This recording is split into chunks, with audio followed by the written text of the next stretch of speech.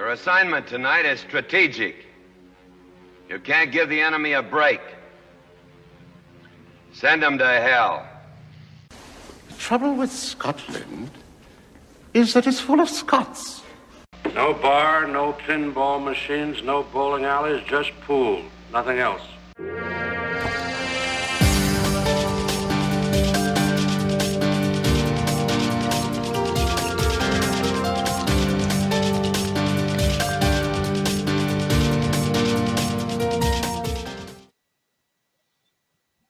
Well, good evening, everybody. Welcome to Semi-Pro. Welcome to Bill. Welcome to Hairpig. Yes, you certainly can, Hairpig. I won't be going in until I see Steve. So you can, if you just get in and wait, and then you can give us a rundown of how you think your match went. Welcome, everybody. I had a late night last night, or an early morning this morning. I set my alarm for, I think it was about 1:15 this morning to get up. I had about an hour and a half sleep, and I was up for the match between Stubb and Hairpig earlier on today. There's a few things to cover. First of all, the schedule has been updated again since I actually pasted this into my X-Split broadcaster. I've now updated it in broadcaster. As you can see, we've got I think it's 7 matches scheduled now. We've got Cobra tonight with Spectredawn, going to start at the top of the hour, an all UK affair. We've got the second match tonight that wasn't there yesterday, and it's a match between Albinario and Tommyy. I think it's a round 2 match. And we've also got, in fact, that's all the matches for today. Then we've got a match tomorrow, a one-loss side match between Bill. Good evening, good afternoon to Bill. Good evening, good afternoon to Dwight. We've got Bill in Vertical Liquid, which is at, in fact, it's actually midnight tonight. I think that's is that right, Bill? I think it's midnight tonight my time.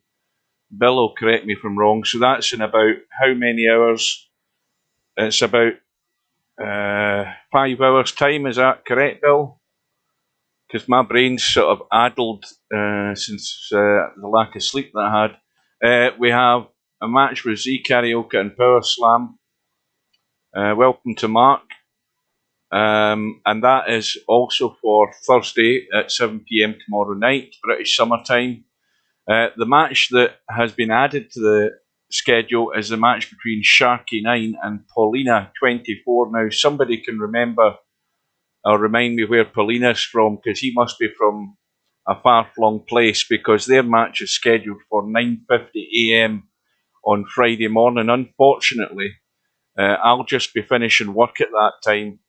I'll finish 5 minutes before that, and then it takes me half an hour to get home, so I won't have that match. And then we've got Mr. Fox and Mooncake, which is scheduled for Saturday at 8 PM British summertime. And finally, the big match of the weekend is Mal's first outing in a major tournament since the Black Ball no-show, or the Black Ball, whatever happened, and that's against Bedhead. So that's going to be 6 PM Sunday night, and he's from the Philippines. I think I had a funny idea it might have been. So obviously the time zone difference is a big problem there, which is why it's early in the morning. So anyway, that's the matches that are scheduled. Now again, Steve said it would be easy enough to do a dark mode for the what do you call it, for the internal browser. I think that'll be a while away, so I can't read your chat for now. But what I'm going to do is have a quick look at the way the tournament is at the moment. We can see that Shibo won his first round match 17-4 against Bobby Barris. Jose had a bye, so Jose plays Shibo round 2. Bill, who was off colour, he is in the one loss side now, as I mentioned earlier. Tommyy put him there. Tommy's now through to play Albinario, so that's going to be the match that we have to follow. We're going to have a crossover tonight, of course, unfortunately, about that. The first hour and 10 minutes will be with this match. In fact, the full intention is to go all the way with this match and then jump over to Tommyy and Albinario and catch whatever's remaining in it.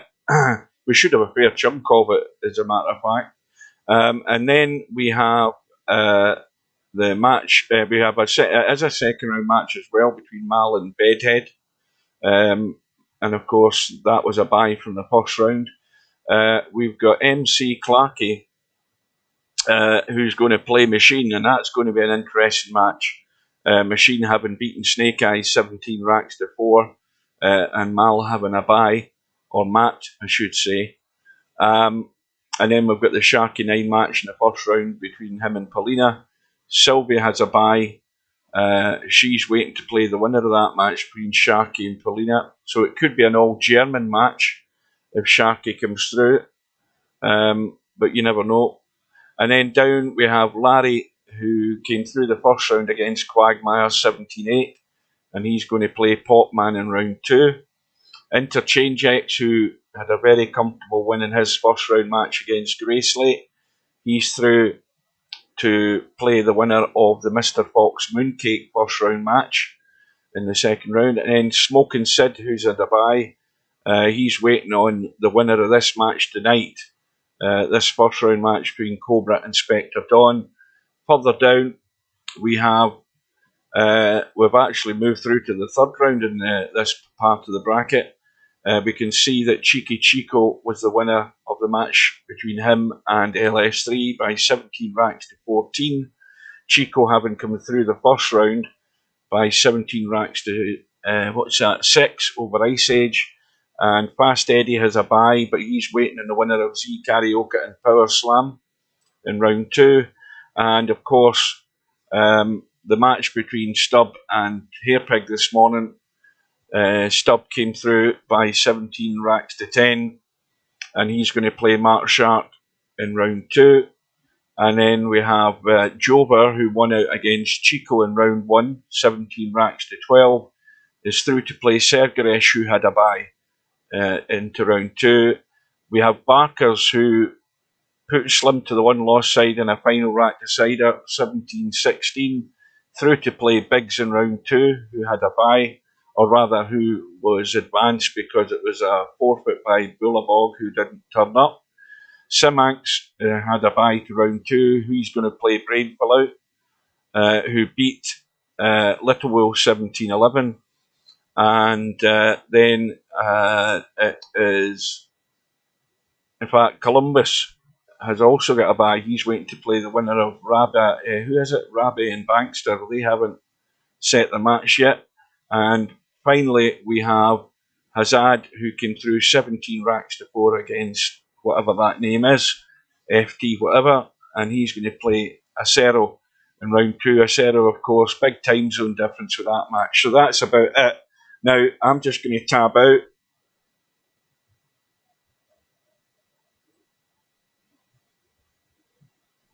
Well, nobody's there yet.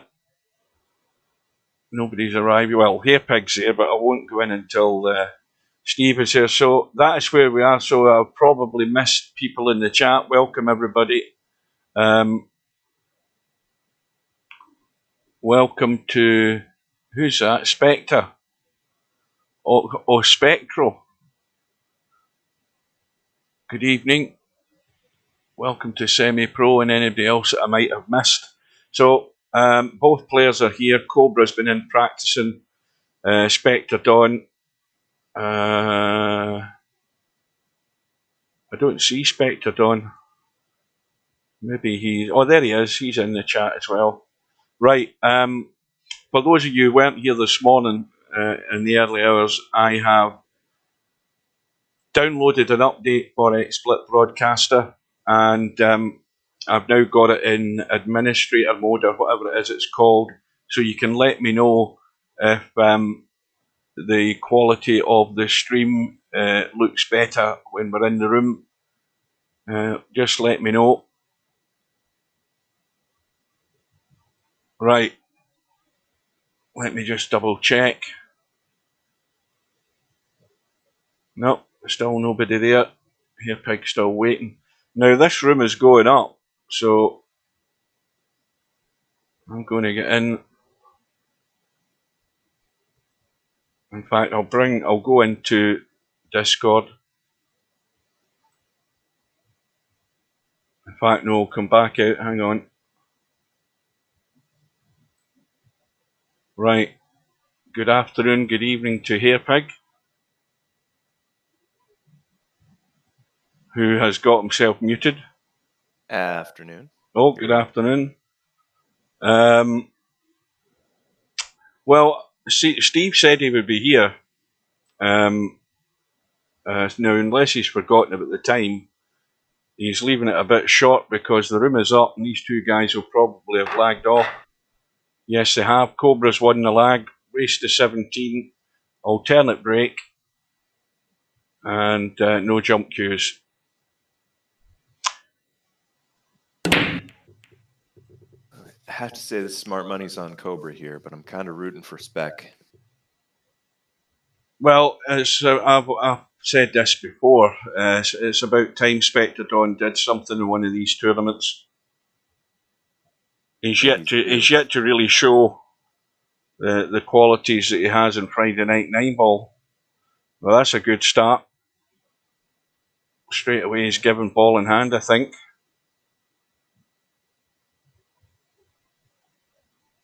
So, breakout, short side, or play position for a safety? Now, short side doesn't work. So, just keep me updated in the quality of the stream, guys. I need to know that this is working better. I'm very quiet. Let's put the microphone more in front of my face. What do you think?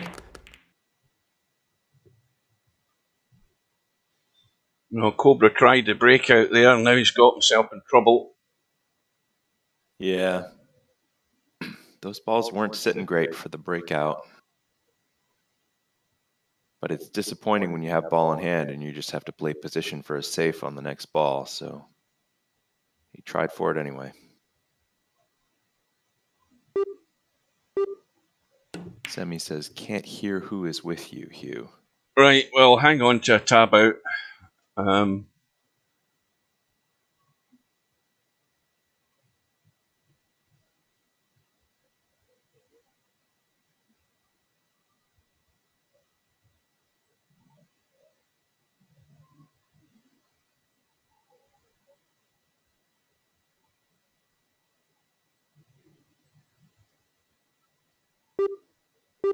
Right, I've upped the volume on Discord. Yeah, everything's frozen because I had to tab out. So you can let us know if that makes any difference. He sounds perfectly okay to me.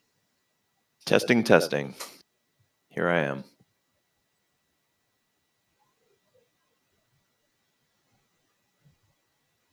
Is that any better?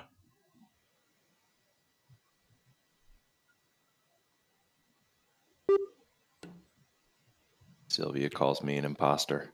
An imposer, even. Oh, I never noticed. There's Sylvia in the room. There she is. Oh, there they are, yeah. Welcome to Sylvia. So it sounds fine according to Bill. I'll go with that. I'm not really interested in the audio as much as the actual stream. So nobody's telling me that they're happy with the stream. Have we got rid of this stutter?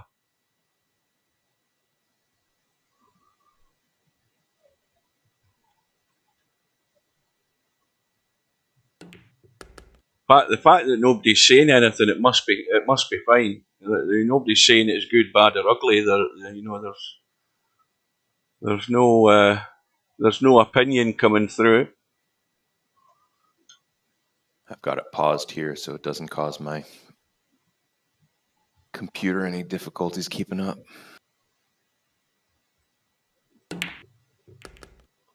Uh-oh. Well, that actually turned out very well. I didn't think he had to go into those balls. I thought he was going to be able to hold short for the cut on the 5. Right, Bill and Dwight and Larry. There's 3, all from stateside, one place or another. I think Dwight's in Canada, but they're happy with it, so that's good. Yeah, sex Hey split. guys. Oh, there, Steve's finally Steve. woke up. He's having his afternoon nap. Oh no, I was playing golf, just waiting all day for the group in front of us. There's a surprise. Yeah, it's not usually like that here, There- but there's it was today. There's a man with the weight of the world on his shoulders playing golf. Yeah, somebody's got to do it. So, Hairpig has joined us, so Hair pig. I can sit back and Hello. let you 2 guys get on with it. There you go. Well, Get yeah, that'd be your fun. nap in, Hugh. he needs it after last night. Right? I'm I'm actually, relieved when I get... I'm actually I'm surprised I'm still conscious because it was rough a little while, and then I sort of got my second wind.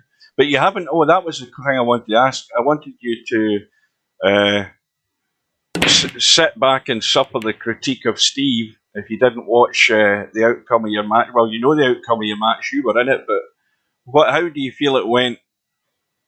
And I'll leave the room. I'll leave the room and let you go on with it.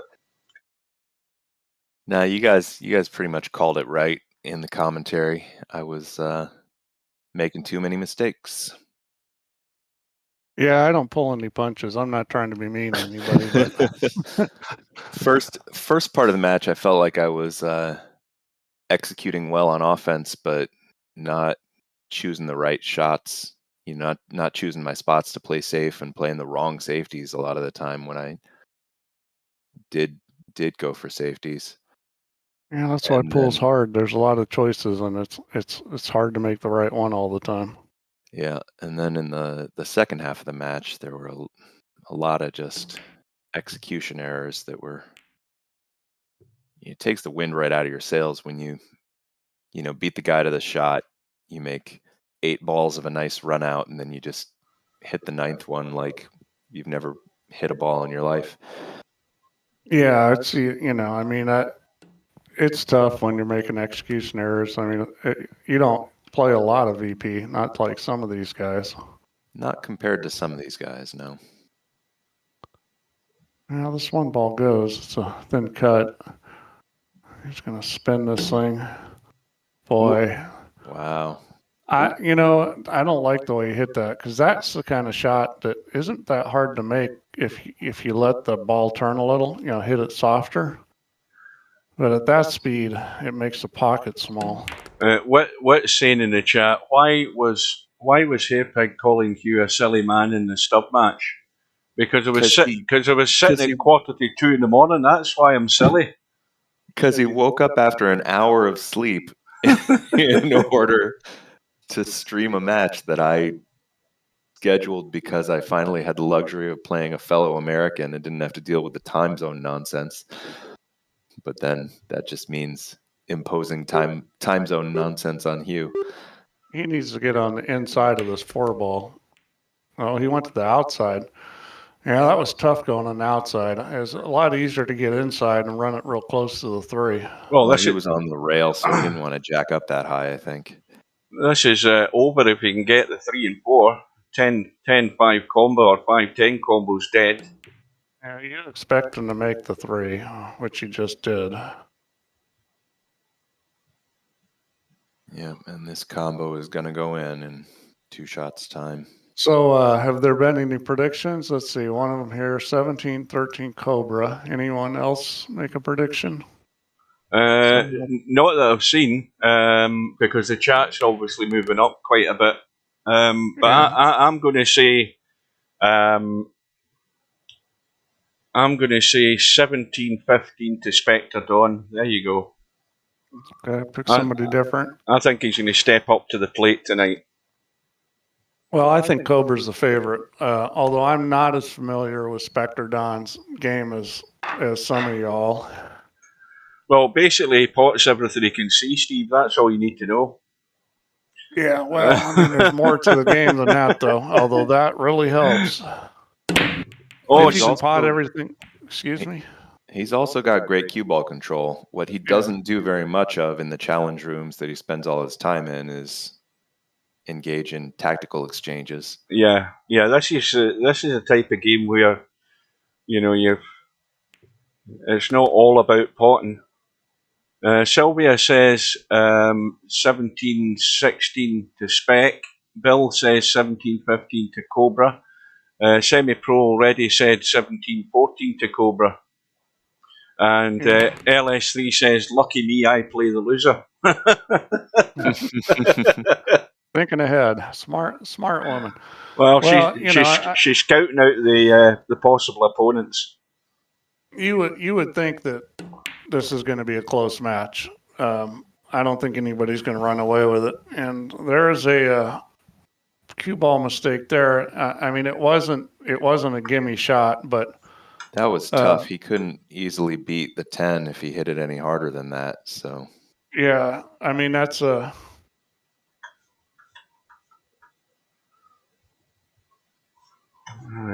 the kind of thing that's really a terrible mistake. But see if he hits this. If he hits this from the short rail and kicks it up the table, it would be heading towards the 6 and 7, and he might get a block.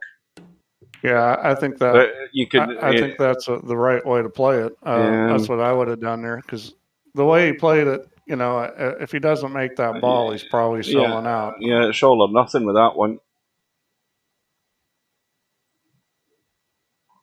Yeah, at least if you kick and, you know, that 6 or 7 blocks the pocket, at least your opponent has to play a safe or something. I mean, you may still be a disadvantage, but he's not going to run out. Steve, are you aware that this isn't the only match now tonight? We have. No, I wasn't. We got another one going, huh? We have this match, which obviously started at the top of the hour, but in another hour's time, we've got Albinario's first adventure into this tournament, and he's playing Tommyy in a round 2 match. So we're going to head over to that as soon as this one's finished. Yeah, lucky Tommyy. That's not the draw you wanted. It was the best player in the tournament, first match. I don't think that is Albinario's first match, is it? Did he not get a bye? Well, the score looks like he got a bye. He won 17-3 against Vertical Liquid. Oh, he did. Yeah. Well, I'll tell you what it was. I'll tell you, he played in the morning. That's why I didn't get it. I was at work. And if you just happen to come in here and look at the score and you saw 17-6 Tommyy over Mr. Bill, you would think, man, Tommyy is playing great and he's got a really good chance to beat Albin. But if you watch the match, you know that Bill was hurting and didn't play his best. Well, Bill, I'm aware, is ill currently, and so I think that had something to do with it. Yeah, I mean, it didn't look like normal Bill.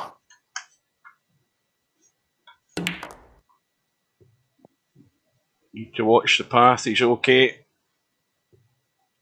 Well, that was well played, because he had an angle that could be trouble. Yeah, I think he hit it with a few inches more speed than he wanted, because the only way you make sure you beat that scratch he flirted with is to make sure the cue ball doesn't quite get that far. Welcome to Bedhead. His did, but he got away with it. Talking about, we're going to have the first one of the night, especially for Dwight again. Yeah, I think we are. Let's see it. You know, anybody else who fancies coming into the commentary box, you are more than welcome.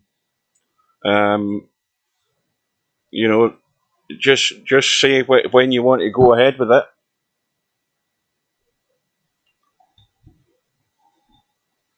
Larry seems to be bottling out. He used to be in TeamSpeak with us when we were doing the the testing. Larry wants to come in and cast his expert eye over this and explain how trackball mice are the best thing you could ever use for VP4. I'm sure everybody would want to hear that.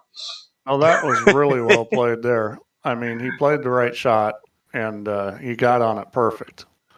You're not going to get any better on this combination. It's still not a gimme, but I mean, I'm expecting he's going to make this. Well, I'm normally 3% to make this ball, but from here I'm up to 7%. Yeah, I know that feeling. Yeah, just overcut it a little. Well, if we put Stubb into the commentary box, the one good thing, as far as Stubb's concerned, is that Steve couldn't mute him. And then I don't know whether that's good or bad. Yeah, well, most of us speak Stubbish now after listening to him for years. It'd be quite an experience to hear him speak Stubbish out loud, though. This is a little tricky. He's got to really roll this correctly, and he did. That was a little tricky there. This next one's a little 7, didn't he?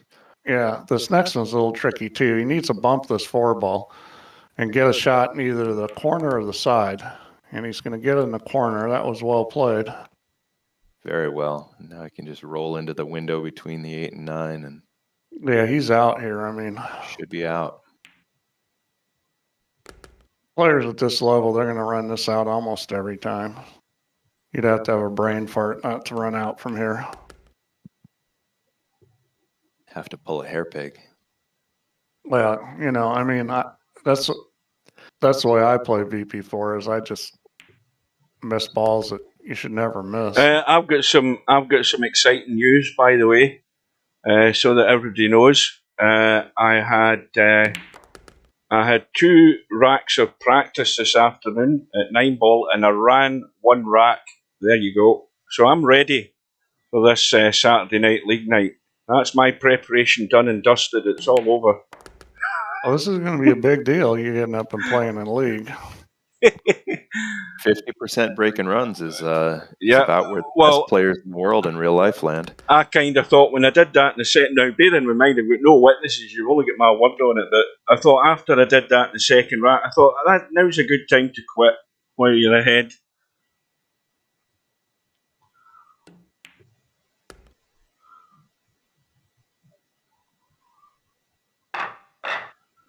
All square.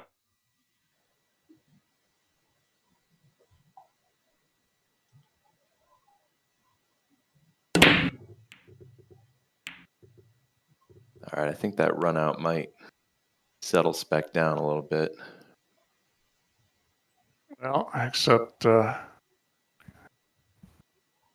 he break try? Did he make a ball? What Cobra did he make? broke try. Oh, Cobra. Oh, that's right. It's alternate break. So, well, this is pretty much a gift table. I'm expecting he's going to run this out. He should. The 4 to the 5 to the 6 seems to kind of be the key sequence. Yeah, none of that's really difficult as long as you stay in line. If you get out of line, it could start getting tough. Well, this has got to be taken out. I mean, this table's just asking to be ran again, isn't it? Not a problem. Yeah, and he's sitting good here. You just need to get a little bit of angle on this 5, and the 8-ball actually makes it easier. Yeah, I mean, that's maybe fine. A little more angle than you want, though. Yeah, that's okay. I mean, I think this shot's harder on VP than real life because this is kind of one of those speed control shots. You can hit this good enough to really pull it up, and he didn't even try to. See, this is what he does. This is what Spectredawn does. He's quite happy to leave tough cuts like this, but I think you've got too many matches in this tournament to be continuously playing shots like this, but he's doing it. Well, not only did he leave a tough cut, he hit it with inside English, so it made it even tougher. He's a bit like a much more controlled Stubb, where Stubb does stuff like that to leave himself awkward cuts, and then he has a bang at it and misses it. Spectredawn's a lot more assured with shots like that. Well, there's nothing wrong with taking a longer shot to guarantee position, but I was a little surprised he played it that conservatively on that ball. Well, again, this is the one that looks so simple. You just get the weight right, get over to the right or left, whatever way you choose, and don't go too far. Yeah, I mean, that is a pretty simple shot, and he hit it good.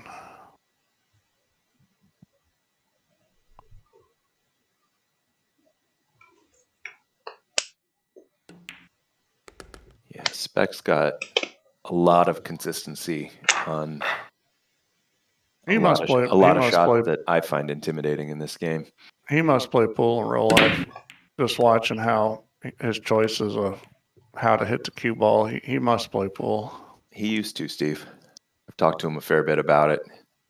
He's old traveling buddies with Steve Knight and Imran Majid in the London pool scene.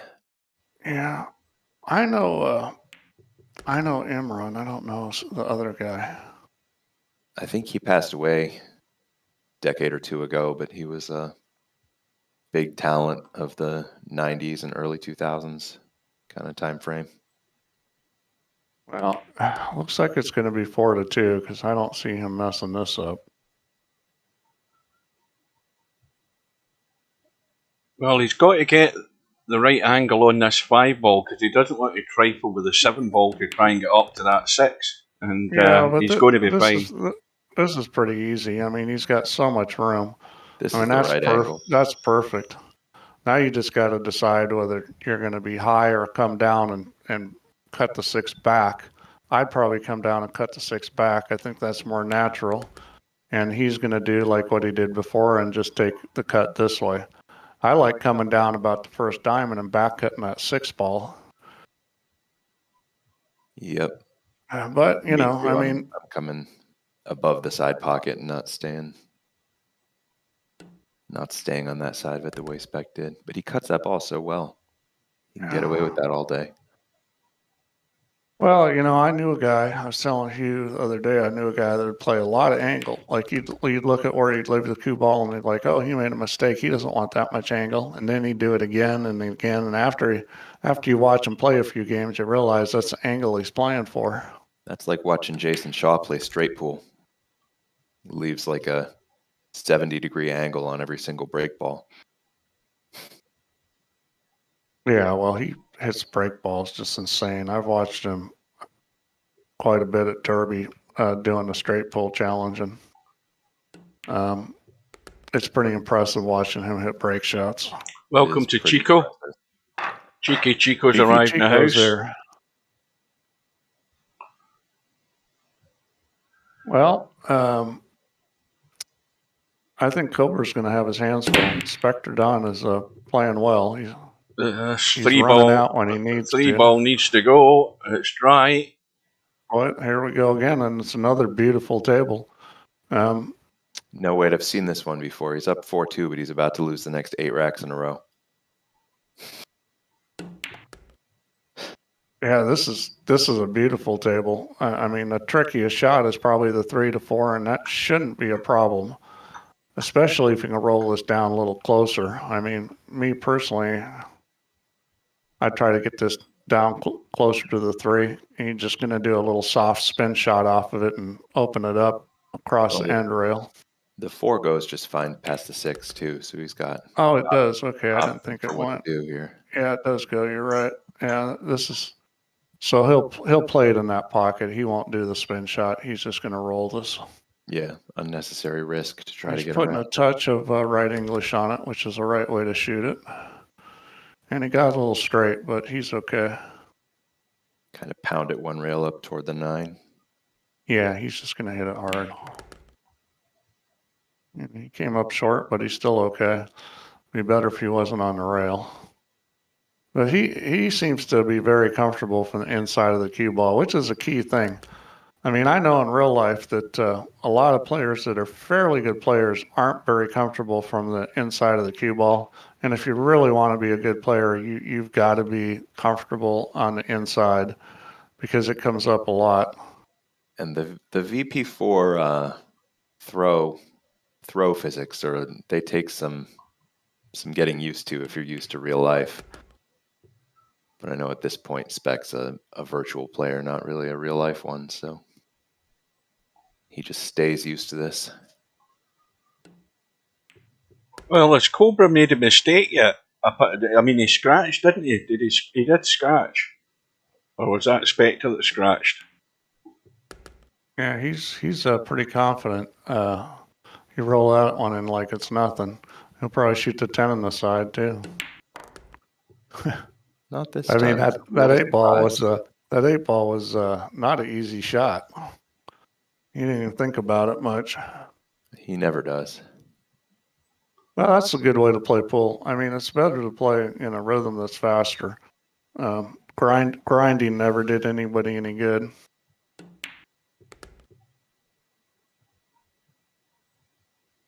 I'm sure you're right for a lot of players, but I play even worse if I try to play quickly and rhythmically.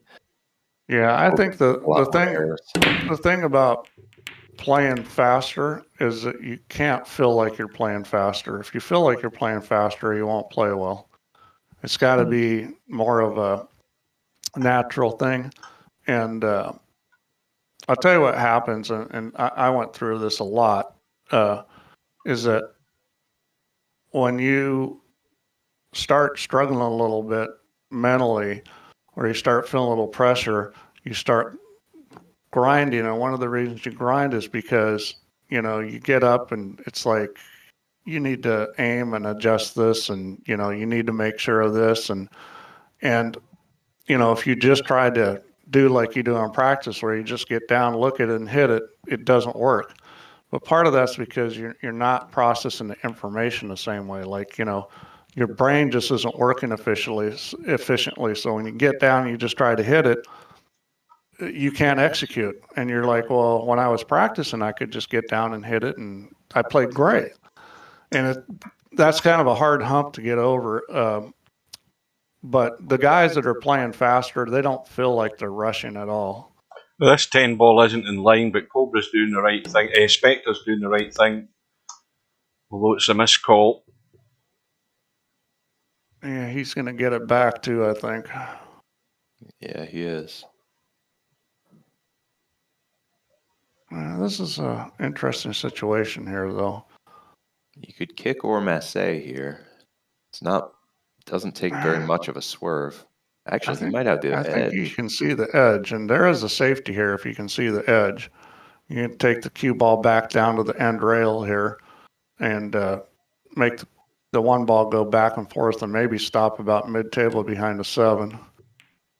He must not have thought he could hit the edge the way he played that. Yeah. Welcome to Brain Fill Out. But, this is no gimme. This is no gimme here. Past the 3.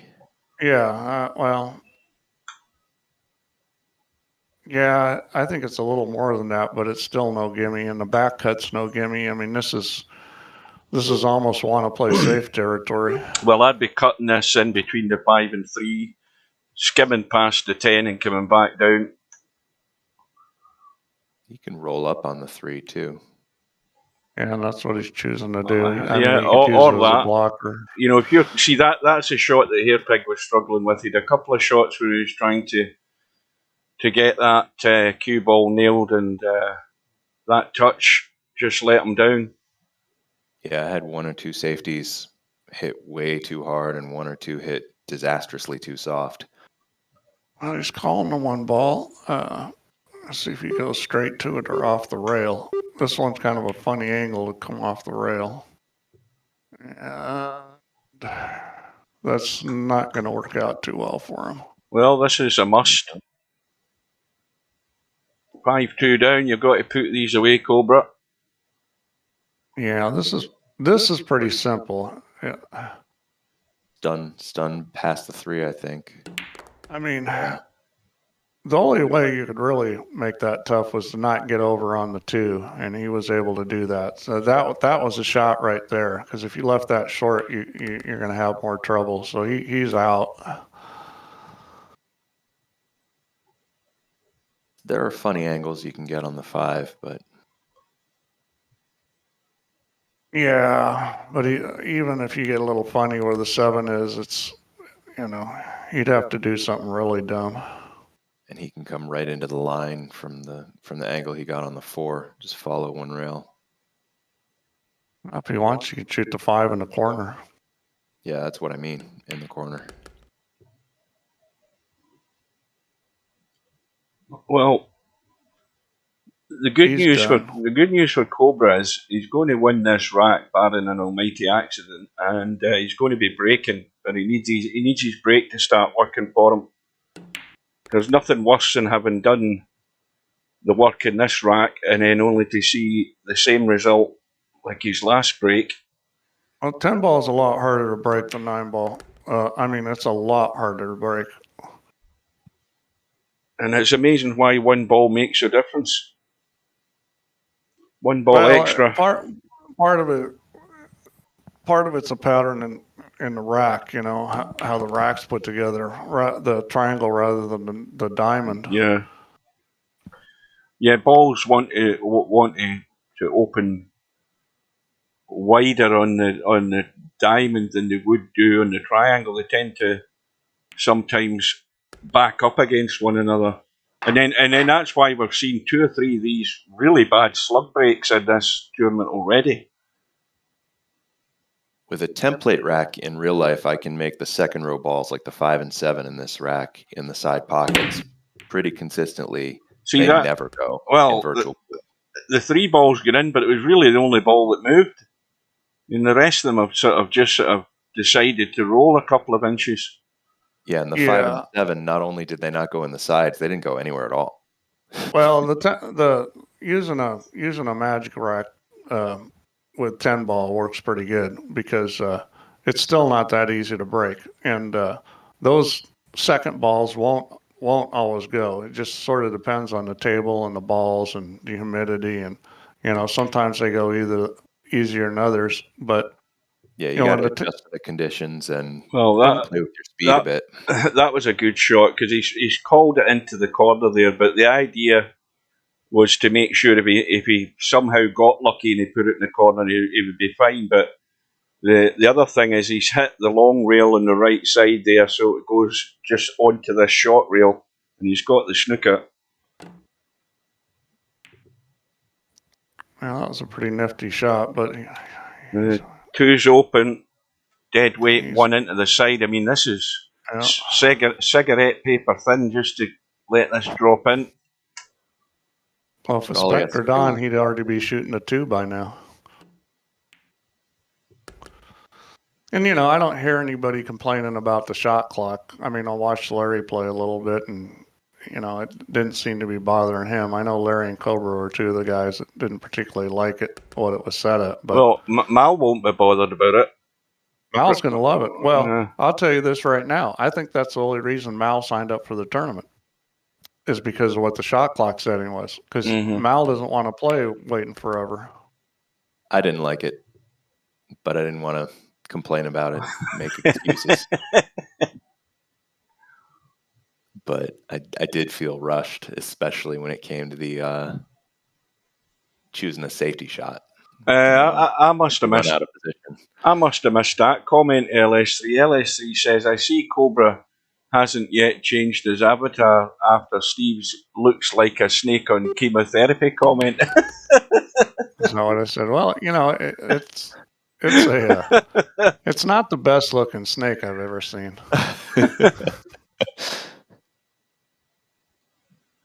Yeah, it's not really good. Now, this is he just going to drop in below this 7 ball and play it back down into this bottom right-hand corner as we look? Yeah, I would think so. This is a little tricky here. Yeah, he's got a little bit of spin on it just to get there. Yeah, that was really well played because getting the speed right on that was tough. That was very well done. Now, do you go forward? I think you've got to go forward with this, surely. Is he trying to just hold it for the side? You don't have to go forward. I mean, if you're going forward, you got to hit it with inside. You're just going to hold it. I would have gone forward with inside. I probably would have too, but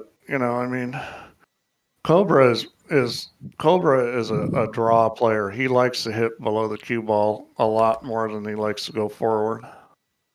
He's an English player too, and I think there's a bit of a different tendency when it comes to whether you stun the ball around or whether you spin the ball around. And yeah, well, I mean, playing snooker and stuff, they learn to stun the ball, which can be a good way to play pool if you're good at it. I mean, it can be an awesome way to play pool, but you don't see too many pool players do that. A few of them do. Josh Filler is one of the guys that tends to play a lot of stun shots and is really good.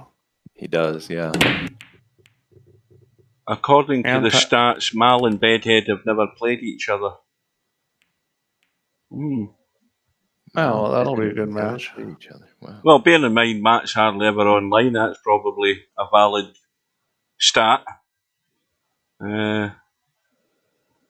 Tommy says, well, with 4 runouts and the best average, my game can't be that average in my first match versus Bill. Well, I didn't say you played bad, Tommy. I said Bill struggled.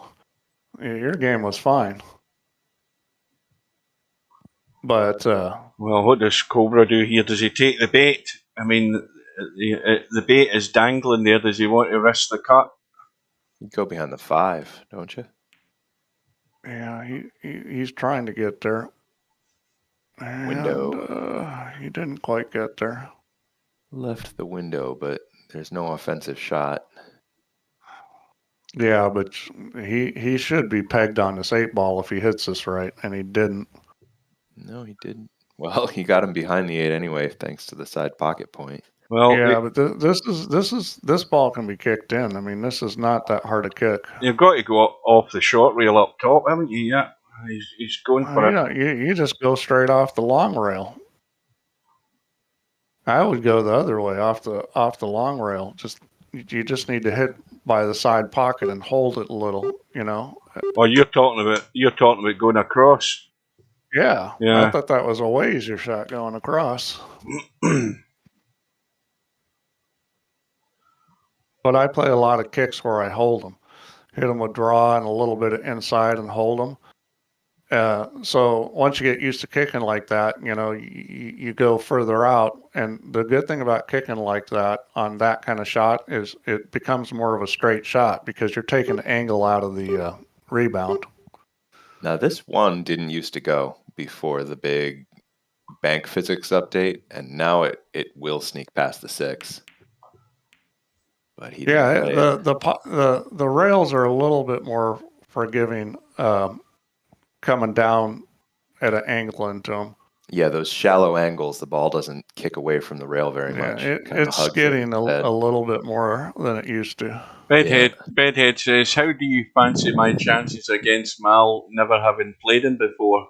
Well, I think you got a good chance, just because Mal can get a little mental in some of these matches. I can tell you if Mal plays well, you're going to have to play really good to be in a match because Mal's got a very high gear. Well, obviously we don't see when Mal's practicing offline, but online he hasn't been visible in months, it seems like. Yeah, and he hasn't been that wonderful in the tournaments when he's played in them, but... Well, that's a good result. I've always felt like he was one of the best players on VP. But that high gear can't be permanent if he's not actually playing from time to time. Well, I mean, he may be practicing at home. He loves to play the computer opponent. Yeah. Yeah, and the one thing is as well, Mal, I'm gonna hedge my bets here. Mal never plays 10-ball. I think every time he's uploading into YouTube, it's always 9-ball. So this will be his first foray into a 10-ball tournament that I can remember.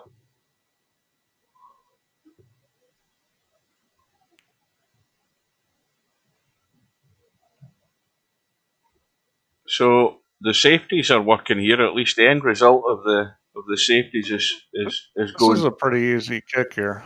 Pretty well. He's calling the 6. Yeah, this is a pretty easy kick. That's a huge ball. I mean, I would expect him to make this.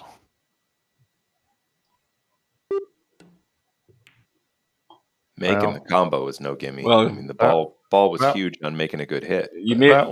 That wasn't good. Oh, it was big on the combo too because when it's sitting that far out off the rail, you got a big spot there to come off the rail too.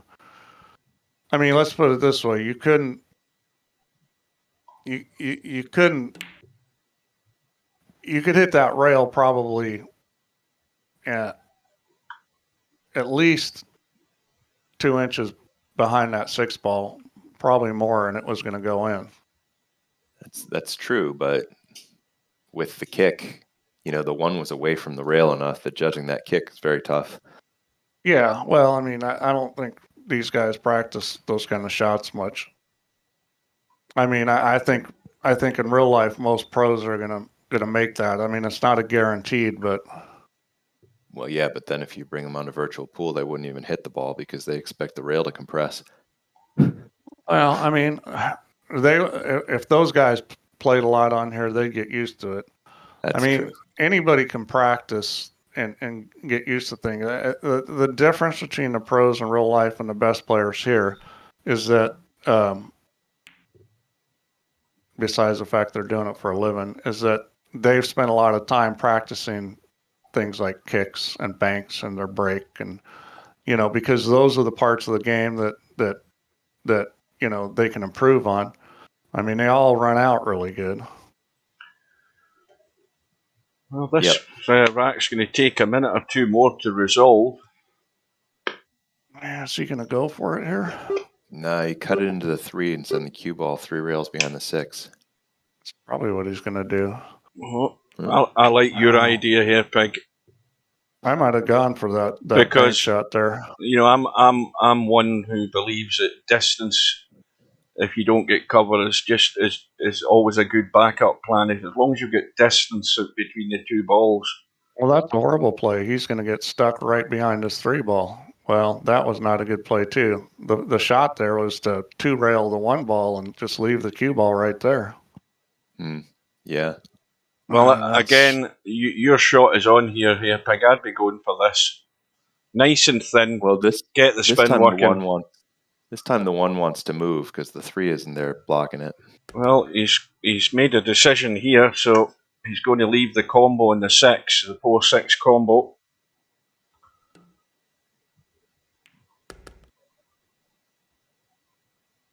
Now, this 4-ball is in danger of going to the short rail here.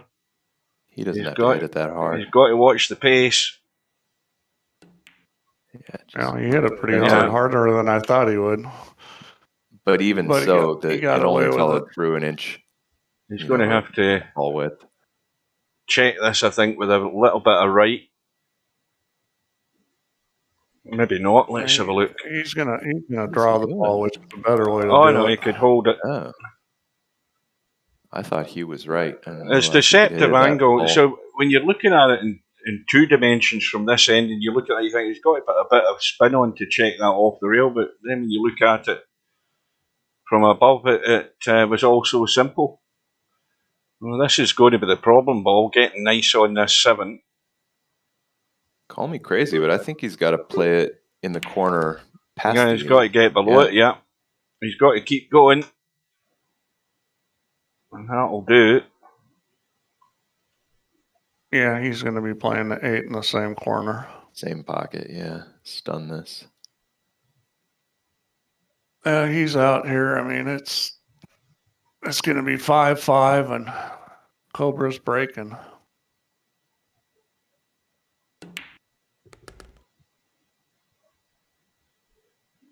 What did I say? 17-15 to Spectredawn. I mean, I think we might be as close as that. Either way. Yeah, it's got to be. This has got to be a close match.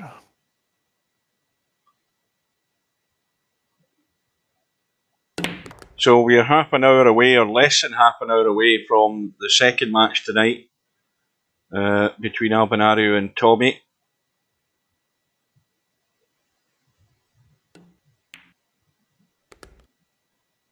A lot of contrast in natural rhythm between these two players. Cobra will take quite a bit longer for the same run out than Spec. Here's something that I was thinking about. If you get some of these racing games like iRacing and F1 and R Factor 2. You've got a mode in the game now, which is like a broadcast mode, which is for online streaming basically, and it's very handy. I was watching some of it, and it's like if you watch some of the racing, it's like a Formula One race, but somebody's actually just streaming it, and then they've got controls of the cameras all around the circuit and everything. It'd be great if we had something like that for VP4, because my camera idea that I had, Steve's totally ignored it all the time. He's given it no attention whatsoever. What camera idea? The camera idea that I told you about 10 years ago, and I thought I'd lost the image of it, and I found it on my OneDrive or whatever it is on Google. The one about using the numlock buttons as the corner pocket camera, the side pocket camera, the kitchen pocket cameras, using all those number buttons as your camera so you can jump around the table. But you never even thought about it. Well, I forgot about it. I mean, that's certainly doable. Well, there you go. He really wants to make us all seasick trying to watch it. Yeah, I mean, the thing is, but this is 2022. We've got to move with the times here. Anyway, we are 5 racks all, and Cobra, and again, somebody will correct me if I'm wrong, looking to get into the lead for the first time, unless he won the first rack, which is so long ago I can't remember. Well, he didn't hit that combo the way he wanted, but I mean, he's still probably okay, but I'm sure he was trying to leave the 4-ball by the pocket. Well, Brain Fell Out says we need streakers too, and I think he's dead on. Semi-Pro says that Cobra's slowed down, I think. Well, I can't say it's been that noticeable. I just think he's playing at his usual sort of rhythm. To me, maybe he's a wee bit slower.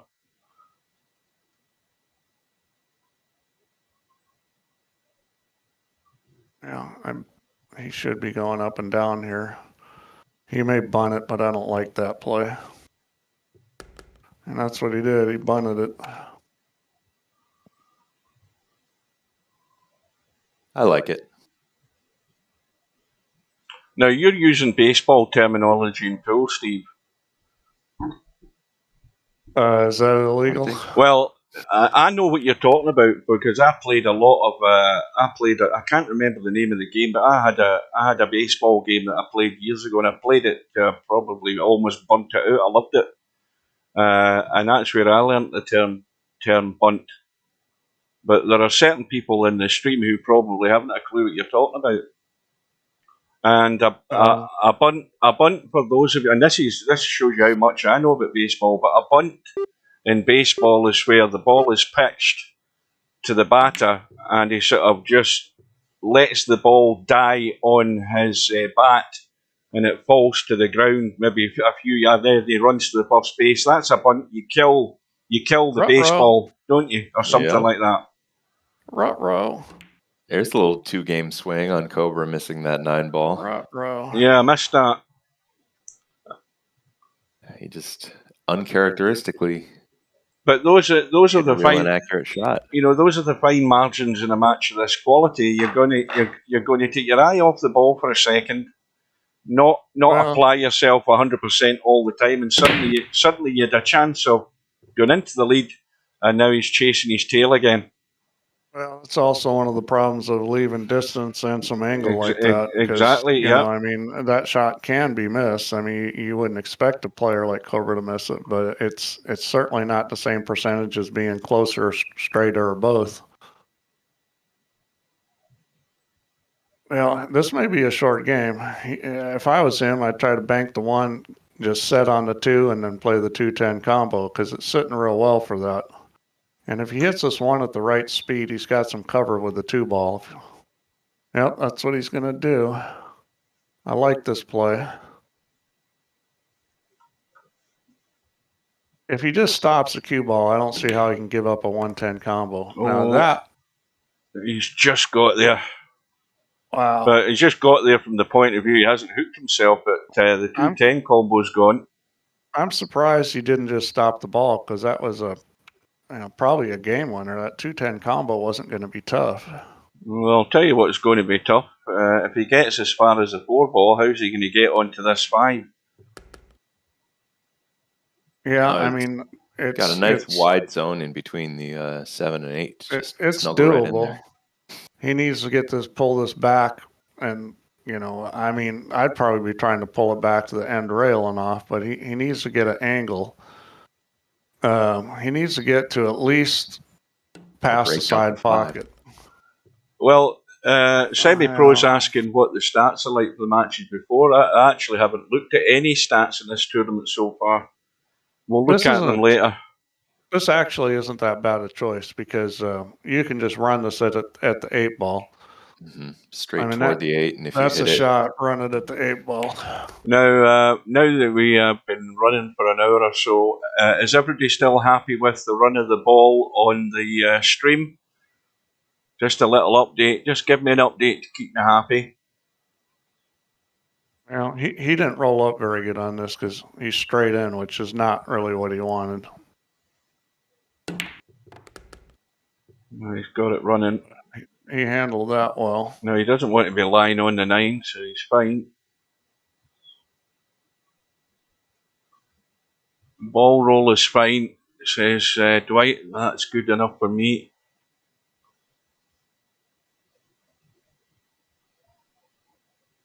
So I think that was like a temporary Twitch or restream or something issue going on. No, I think it was the fact that my XSplit needed an update. There was an update available for it. And there's 2 different modes in XSplit Broadcast. There's a sort of developer mode, which, having read from the update, that it's actually better to stream in that mode, which is what I've decided to do. I think he's finally going to play that combo, but it's going to be with a 9 ball. Oh, no, he's not going to do that, Steve. No, I think he's going to just try and get in behind it. Is he going to try and lie straight on this 9? That's what I do with a shot. I just roll forward and get on the 9. It's so simple. Yes, he is. That's what I thought. Of course, I would have shot the 2-10 a long time ago. I was just very surprised about that choice, because he had a 2-way shot and a chance to win at the same time. Well, this is unmissable, this. Yeah. All right. Well, that was a heck of an out. I mean, that wasn't an easy table.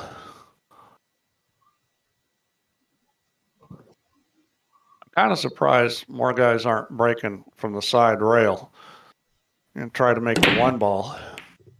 Well, he did have the 1 ball going towards the side pocket from there. I mean, that's what guys do in real life a lot. Is in 10 ball, if the table isn't breaking good enough, they'll move to the side rail and try to make the 1 ball in the side pocket. Well, if you don't feel up to playing in a tournament, that's probably the best thing to do, Semi-Pro. Yeah, just hang off to the next one. I moved all around the table in my match earlier, last night, trying to find a spot that would work on the break. Didn't find anything. Yeah, I've been working on personal issues my whole life, and I still got them, so might as well play some pool.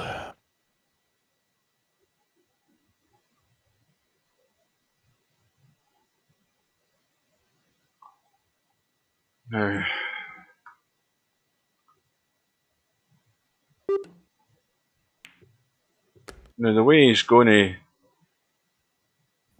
get on this 5 ball is going to be interesting.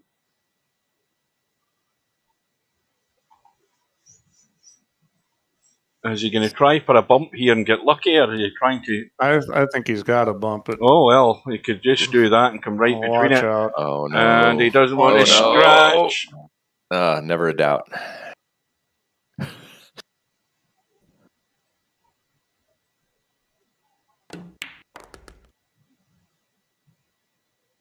Well, it's all good now. Yeah.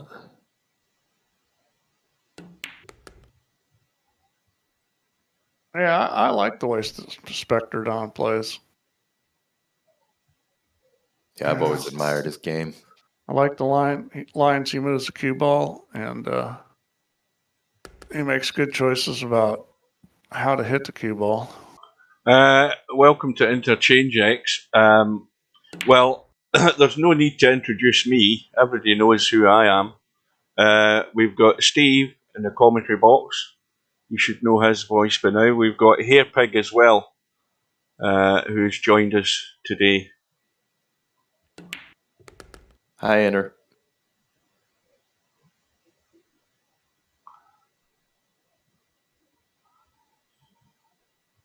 Well, I think the nerves could be in tatters by the end of this match because there is very little give in it. The fact that Cobra's got himself back in it, no. and the commentator's curse had done it again. You know, you realize you're the only one that can do that. You're the only one with that power. Oh, I'll tell you something, Steve. You ask a lot of the guys. I only need to go into a room, and somehow I get inside their head because they imagine I'm commentating on them, and the next thing you know, boom. It's all gone down the pan. It's all gone south. Oh dear. Yeah, that's brutal. Missing money balls. You know, you just. Oh, that's probably the biggest sin you can ever make. I remember I went like 3.5 months in the hard times tournament, and I didn't miss a 9-ball. I mean, I didn't miss a 9-ball literally for hundreds of games. If you start missing money balls, like in the Philippines, they'll actually start laughing at you. They'll make fun of you. Yeah, and to be honest with you, they're probably right because you should never be doing it. Well, you watch Filipinos play, you'll never see them miss money balls, hardly ever. I mean, it happens, but it's very rare. Now, the push out has been played. I think I'd be calling the 3-ball here because I think that 7-ball could be an aid for this 1-ball just to nudge the 3 in. Yeah, I think if you call the 3, you got to come off the rail. Yeah, you see, the only problem now is what does he do? Is this 2-ball? If he was a little different angle, the safety's easy. Yeah. If the cue ball was out further from the rail than the 2, it's a trivial safety. You know, he ended up in a spot where it's not so easy. I think I would have been more inclined to play the one onto the 3. That was pretty well played. Unfortunately, he didn't get the 2 past the side pocket. Now the good news is that the 7's providing cover. Yeah, if he kicks the 2 in, he'll be safer than he is now.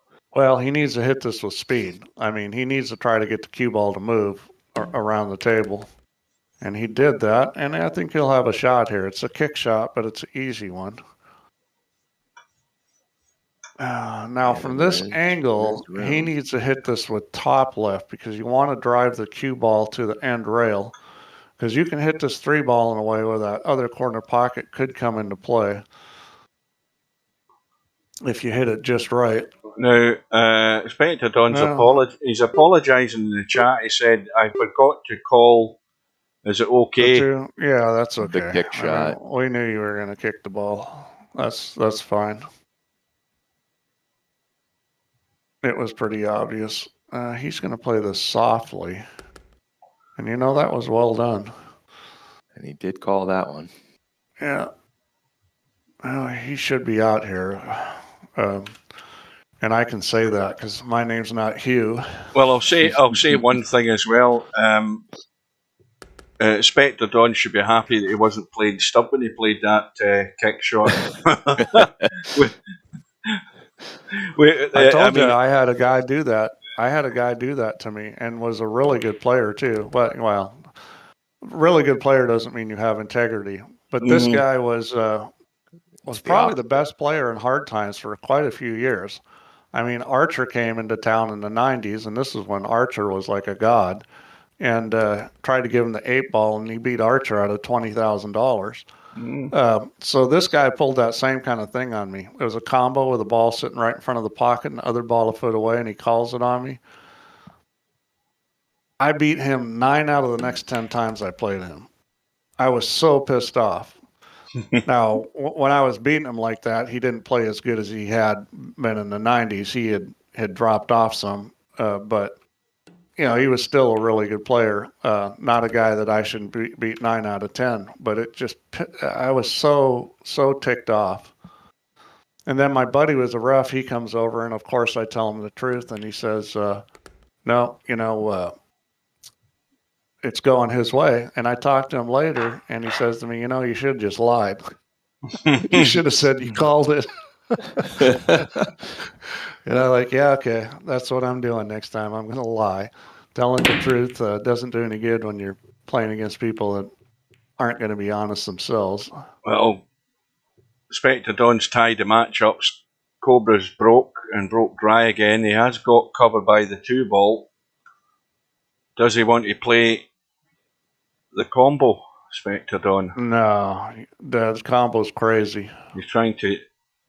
Well, not a bad idea. I mean, he didn't hit that thin enough. I mean, there was a pocket there, so he had to be a little careful. He didn't judge that very well. I think the idea was good. Was that story about Tang Ho, Steve? No, it was about Francisco Galindo. Oh. I used to play Tang a lot. My normal with Tang was we play like races to 9 for 100, and that's a good shot. I came out. I was the loser in that game. I wasn't getting any weight, so he'd probably. It wasn't like I was getting killed, but he definitely got more wins than I did. But Tang's a good player. Welcome to. It's not like I was supposed to be the favorite in that match. I presume that's Smoking Sid. Seems so. But I beat Tang a lot of times in tournament matches. Now, can he bump this 5 and still be on the 4? Get the 5 into play, or does he want to just leave it where it is and try and cut the 5? Yeah, that's what he's doing. That works. Well done. That works. I'll tell you something about Tang here, Pig. He probably would have been a great player if he had a stroke. He had unbelievable touch. One of the best touches I've ever seen on a pool table. Very good at pocketing balls, very good at moving the cue ball. His problem was he had a very, very weak stroke. I mean, when it came to a really big shot, he couldn't come with it because he didn't have the stroke. Welcome to Jose. But he's got a second and a fourth in the U.S. Open, so that's pretty good. Yeah, that's why I thought that's who you meant. I couldn't figure out who your local world beater was if it wasn't him. It was Francisco Galindo, which, you're not going to know, but it's like a lot of guys in some of these pool halls. There's some really good players that you've never heard of. That pool room, we had Perica in there. We had Ernesto Dominguez, Ismael Paez, Santos. There was a lot of guys that were champions in that pool room. And Jose's going to be quite happy because he's got Cheeky Chico to talk to in the chat. Oh, you mean somebody else that speaks Spanish? Yeah. Well, this is going like it's just going to come down to the wire. Yeah, this could be a long night, folks. Yeah, these guys can't seem to get away from each other. What are we, an hour and 3 minutes, an hour and 4 minutes for 15 racks? And we're also about 6 or 7 minutes away from the second match tonight. We'll keep an eye on it. Cue ball.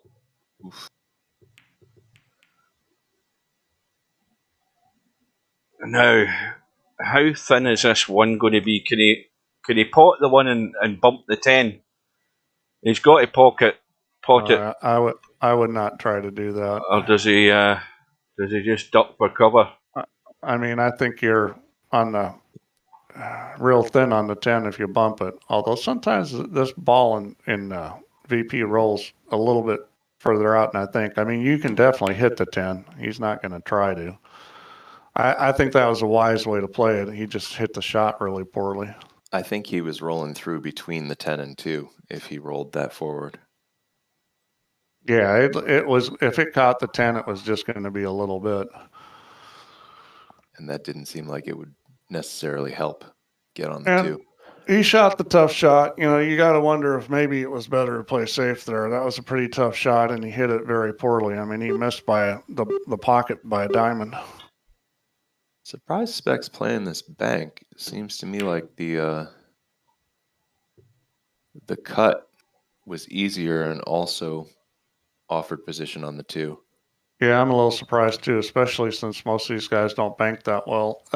I mean, that bank shot, you know, you got to know that you have to overcut that, or you have to put some right English on it, because you're cutting across the ball. So you're putting right English on the object ball, which is going to hold it, and then you come up short like he just did.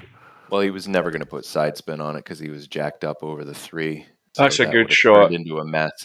That's a good shot there by Cobra, because this is exactly where he wants to be, to come around the corner in the gap between the 5 and 6 and get around out onto this 3 ball. Yeah, this is just a stun with a little bit of release on it. You got to make sure you don't get behind the 4 though. Like just chip it like that. Yep. If you nick it, then it's okay. Yeah, he tried to. Yeah, it was going to be tough to get behind it. I mean, it was possible, but it was kind of unlikely at the line it was going to come off the rail. That would have almost been bad luck to get behind it. Now, I'm going to say it. It's all going to hinge on the 6 ball, but it could be a 2-rack lead here for Cobra. Now, don't sell the 4 ball short here. He's got trouble here getting on the 5 ball. Oh yeah. Oh dear, yep. That's all going wrong. That was a tricky situation that he didn't handle well at all. I mean, maybe he was trying to hit the 7 and get a combination on the 5-10. I'm not sure what he was trying to do. If he was trying to hit the rail, the end rail, and not hit the 7, then that was a pretty big miss. Now this is a... Now there's the touch there, Hairpig. That's the type of weight of shot you want to be playing. Yeah, well, just like that. That I didn't know that I had to get to the rail. I knew I had to get to the rail. I've had enough digs at Hairpig. Well, that one was no good. He almost got on the 7, but he didn't. So he's going to get locked up pretty good here. You know, he should be hooked after this shot. Oh, I'll tell you, I think not all the way. I think Cobra's going to be in trouble in a second. Well, yeah, he's got the 6 as a stopper here to hold the 5 behind the 7. He made a big mistake there, letting him see the edge of the ball. Oh, this is not that great, because it's an easy kick.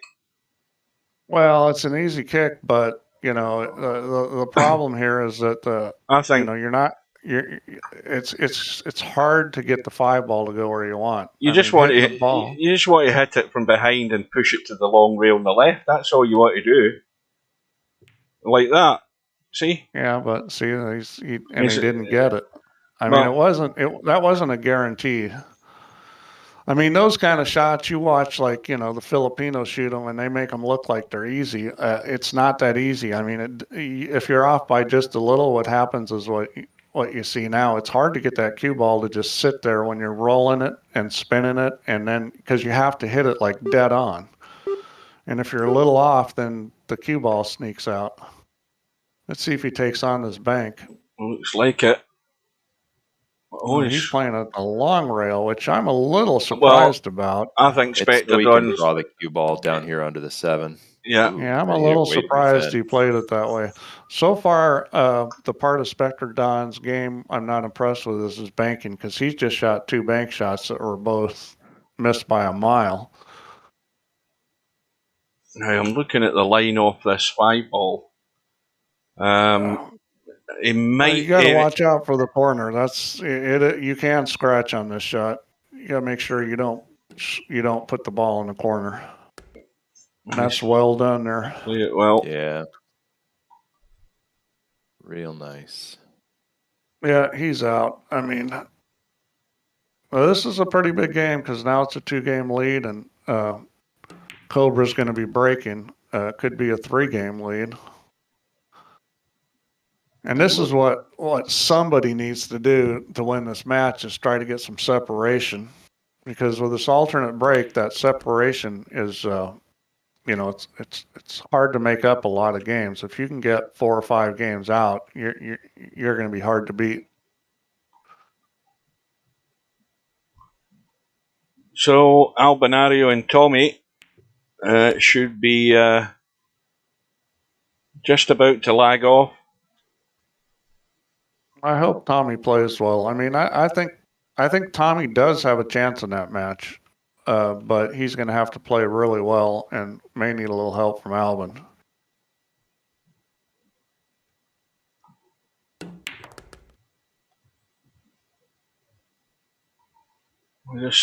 Just a tad short. It's into that area where you can do the little push to a knuckle, just catch it. Well, this is the ball you shouldn't miss that you do sometimes. The ball Spec missed earlier. He had a 10 ball from a similar angle. Yeah, not a problem. So we have daylight. And it could be more daylight because Cobra's breaking. This would be a prime time if you're Cobra to break and run out.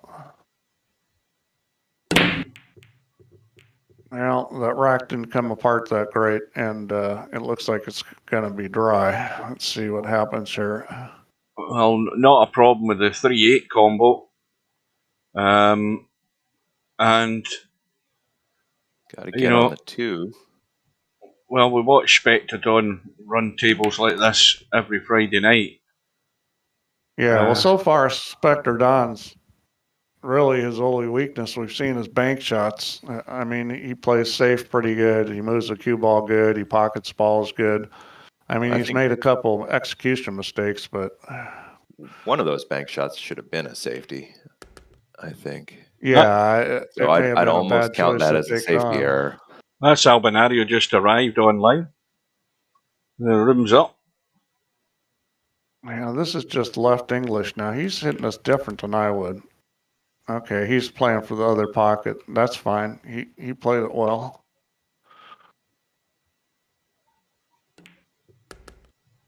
He's probably going to try to go forward on this. He's a little funny though. He may stun it over. I think he was planning to go forward and shoot the 5 on the side, but he's got an angle that's a little funny. Yeah, he's in 2 minds here, I think. He's going to stun it. I mean, you're asking to hit that 9 ball if you try to go forward with that angle. Yeah, that's it. And this is pretty perfect. Yeah, he's out. I mean, and he needed this because now it's going to be 9-8 and he's breaking. And the 10 ball's in an inconvenient spot in terms of being right between the 6 and the 7. Oh, boy. Well, that was commentator curse. Oh, dear. You know, but this is one of those things I harp about watching players. Okay, he needed to pull it back like 3 inches to get on the 7 ball.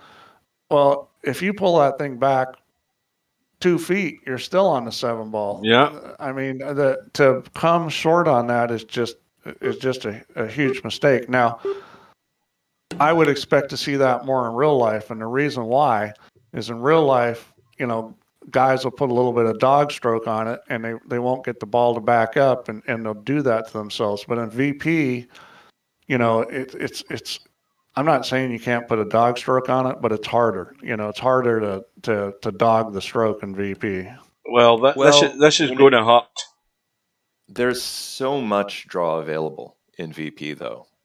You know, if you put a big stroke on it, you can draw that ball 12 feet without trying to. Well, but this is Hugh's favorite thing. Well- Hugh's always talking about, don't move the Q-tip down so much so you can swing at it harder. Yeah, Well, that's what he and did. The one He needed it to be a little lower. The one thing I would Yeah. say is I've got my sensitivity on the mouse way down, which means that I don't have the advantage of putting lots of bottom in the cue ball. It forces me to control draw shots better.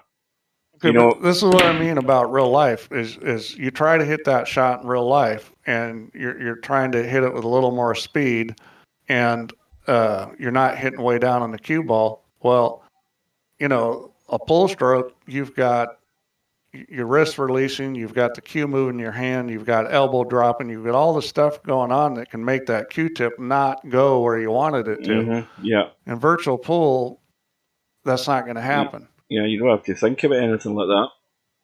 Well, I mean, you still have to put the Q-tip in the right place. Oh, which yeah. Obviously, he didn't there. But I mean, and it's very sensitive. You can put that Q-tip like a tip and a half below center, where you're only ever hitting a bare amount of draw. In real life, you can draw that all the way to the end rail in virtual pool if you just hit it a little hard.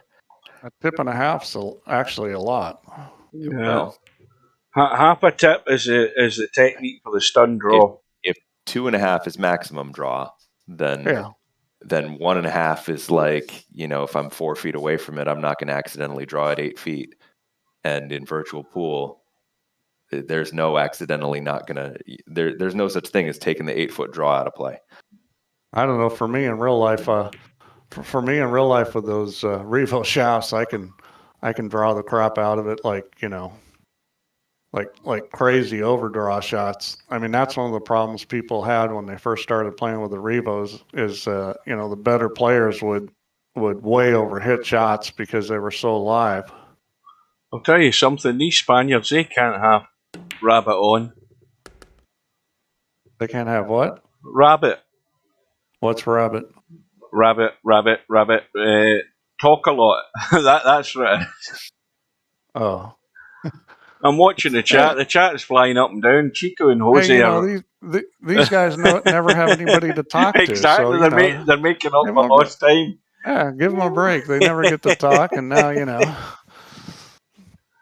Albinario is 1-0 up.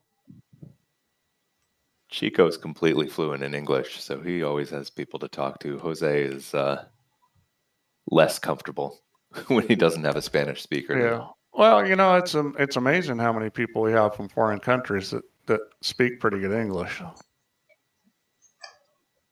Well, apart from Scotland, Jose noticed we're talking about him. Apart from Scotland, that is, Steve. Well, we've still it's hard to call that English, Hugh. We've still to adapt. And being a Scot, you probably don't want to call anything English. I'm sure you call your language Scottish because to call it English would be giving a nod to the Brits, wouldn't it?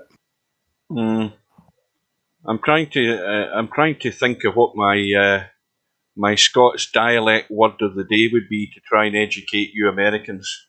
Let me think of one. Quote us some Robbie Burns. Well, I mean, here you must have heard this one, Steve. Steaming. Steaming? Steaming as an angry? No. That the difference. My description of that would be human. But steaming. Well, I would understand if you said fuming because especially in context of anger, because I've heard that before. Right. Both those words mean angry here. But right, so steaming over here, particularly in Scotland, is let's just put it this way: it's somebody who's had 1 or 2 more tinctures than they should have. So you would say, "Oh, that guy's steaming. He's pissed." Well, there's all kinds of funny things over there. I can remember I went in a pub and I was with another American guy and this English girl, and this guy goes up and tries to order 2 drinks from the bartender, and I guess the sign he gave him meant F you instead of 2. Because we don't use that sign in the U.S., but your middle there's a lot of stuff like that. Your middle finger, aren't you? Well, where's Yeah, this we're cue middle ball finger. going? Where's this We cue ball don't- going? Oh, We don't have the 2 finger. Boy, that's a. He's right Oh, on the tip. He can't get it. He's right he on it. might be hooked. He's titty hooked. There's no doubt about it. He's titty Yeah. hooked. Absolutely Now, nailed. Put a little fuck's sake in the chat there. Oh dear. Just when it's looking like there's going to be a 4-shot lead, this happens. I mean, Yeah. that's a one spot that you cannot be. I mean, I'll tell you. Well, this is definitely a makeable shot, and it's not a super high percentage, but it's makeable. Oh, and he hit it pretty good. It didn't quite go in the hole, but that's what you would expect from a good player on that kick shot. Is that if it doesn't go in, it's going to be something like that. It's a bit of a lifeline for Spectredawn. He wasn't expecting this. I tell you what, in 8-ball games, I've seen some pretty good kick shots made on the 8-ball to win the game. Because you're going to get a situation where you don't get out, and all that's left is an 8, and you're going to be probably kicking at that 8-ball. There may be several of those before the guy decides he wants to try to run the table. 2-ball goes in, no shot in the 1, I don't think. Yeah, he's got a pretty easy billiard on the 7. He could shoot the 1 on the side, but why? I mean, I think he'll just billiard the 7-ball. Yeah, that looks good to me. He could also play the 10-ball, the bank combo. I mean, that's on. Oh no, he is going to play it. Yeah, he's going to play this now. You got to cut this 10-ball more than you think, because that 1 ball is going to put left English on the 10. So if you don't cut this enough, it's coming up short. And he did cut it plenty and overcut it. Well, you know what? If I'm going to see a guy miss that shot, I'd rather see him miss it that way. It means that he understood the shot. I think that line, he could have made it if he hit it harder. Is either that or less cut and hit it easier. What it says, what the hell is chippy sauce? I heard. Is that something you put on your French fries? Aren't chips French fries? I'll tell you something. I've never heard anything called chippy sauce. 3-0 to Albinario. I mean, what you've got to know about Scotland is if you go into a chip shop in the west of Scotland, anywhere in the west of Scotland, if you go in and you ask for a fish supper, fish and chips. Again, I have to translate for the Americans amongst us who are probably, they've never heard of fish and chips, but if you go in Glasgow and you ask for a fish supper, they're going to ask you salt and vinegar.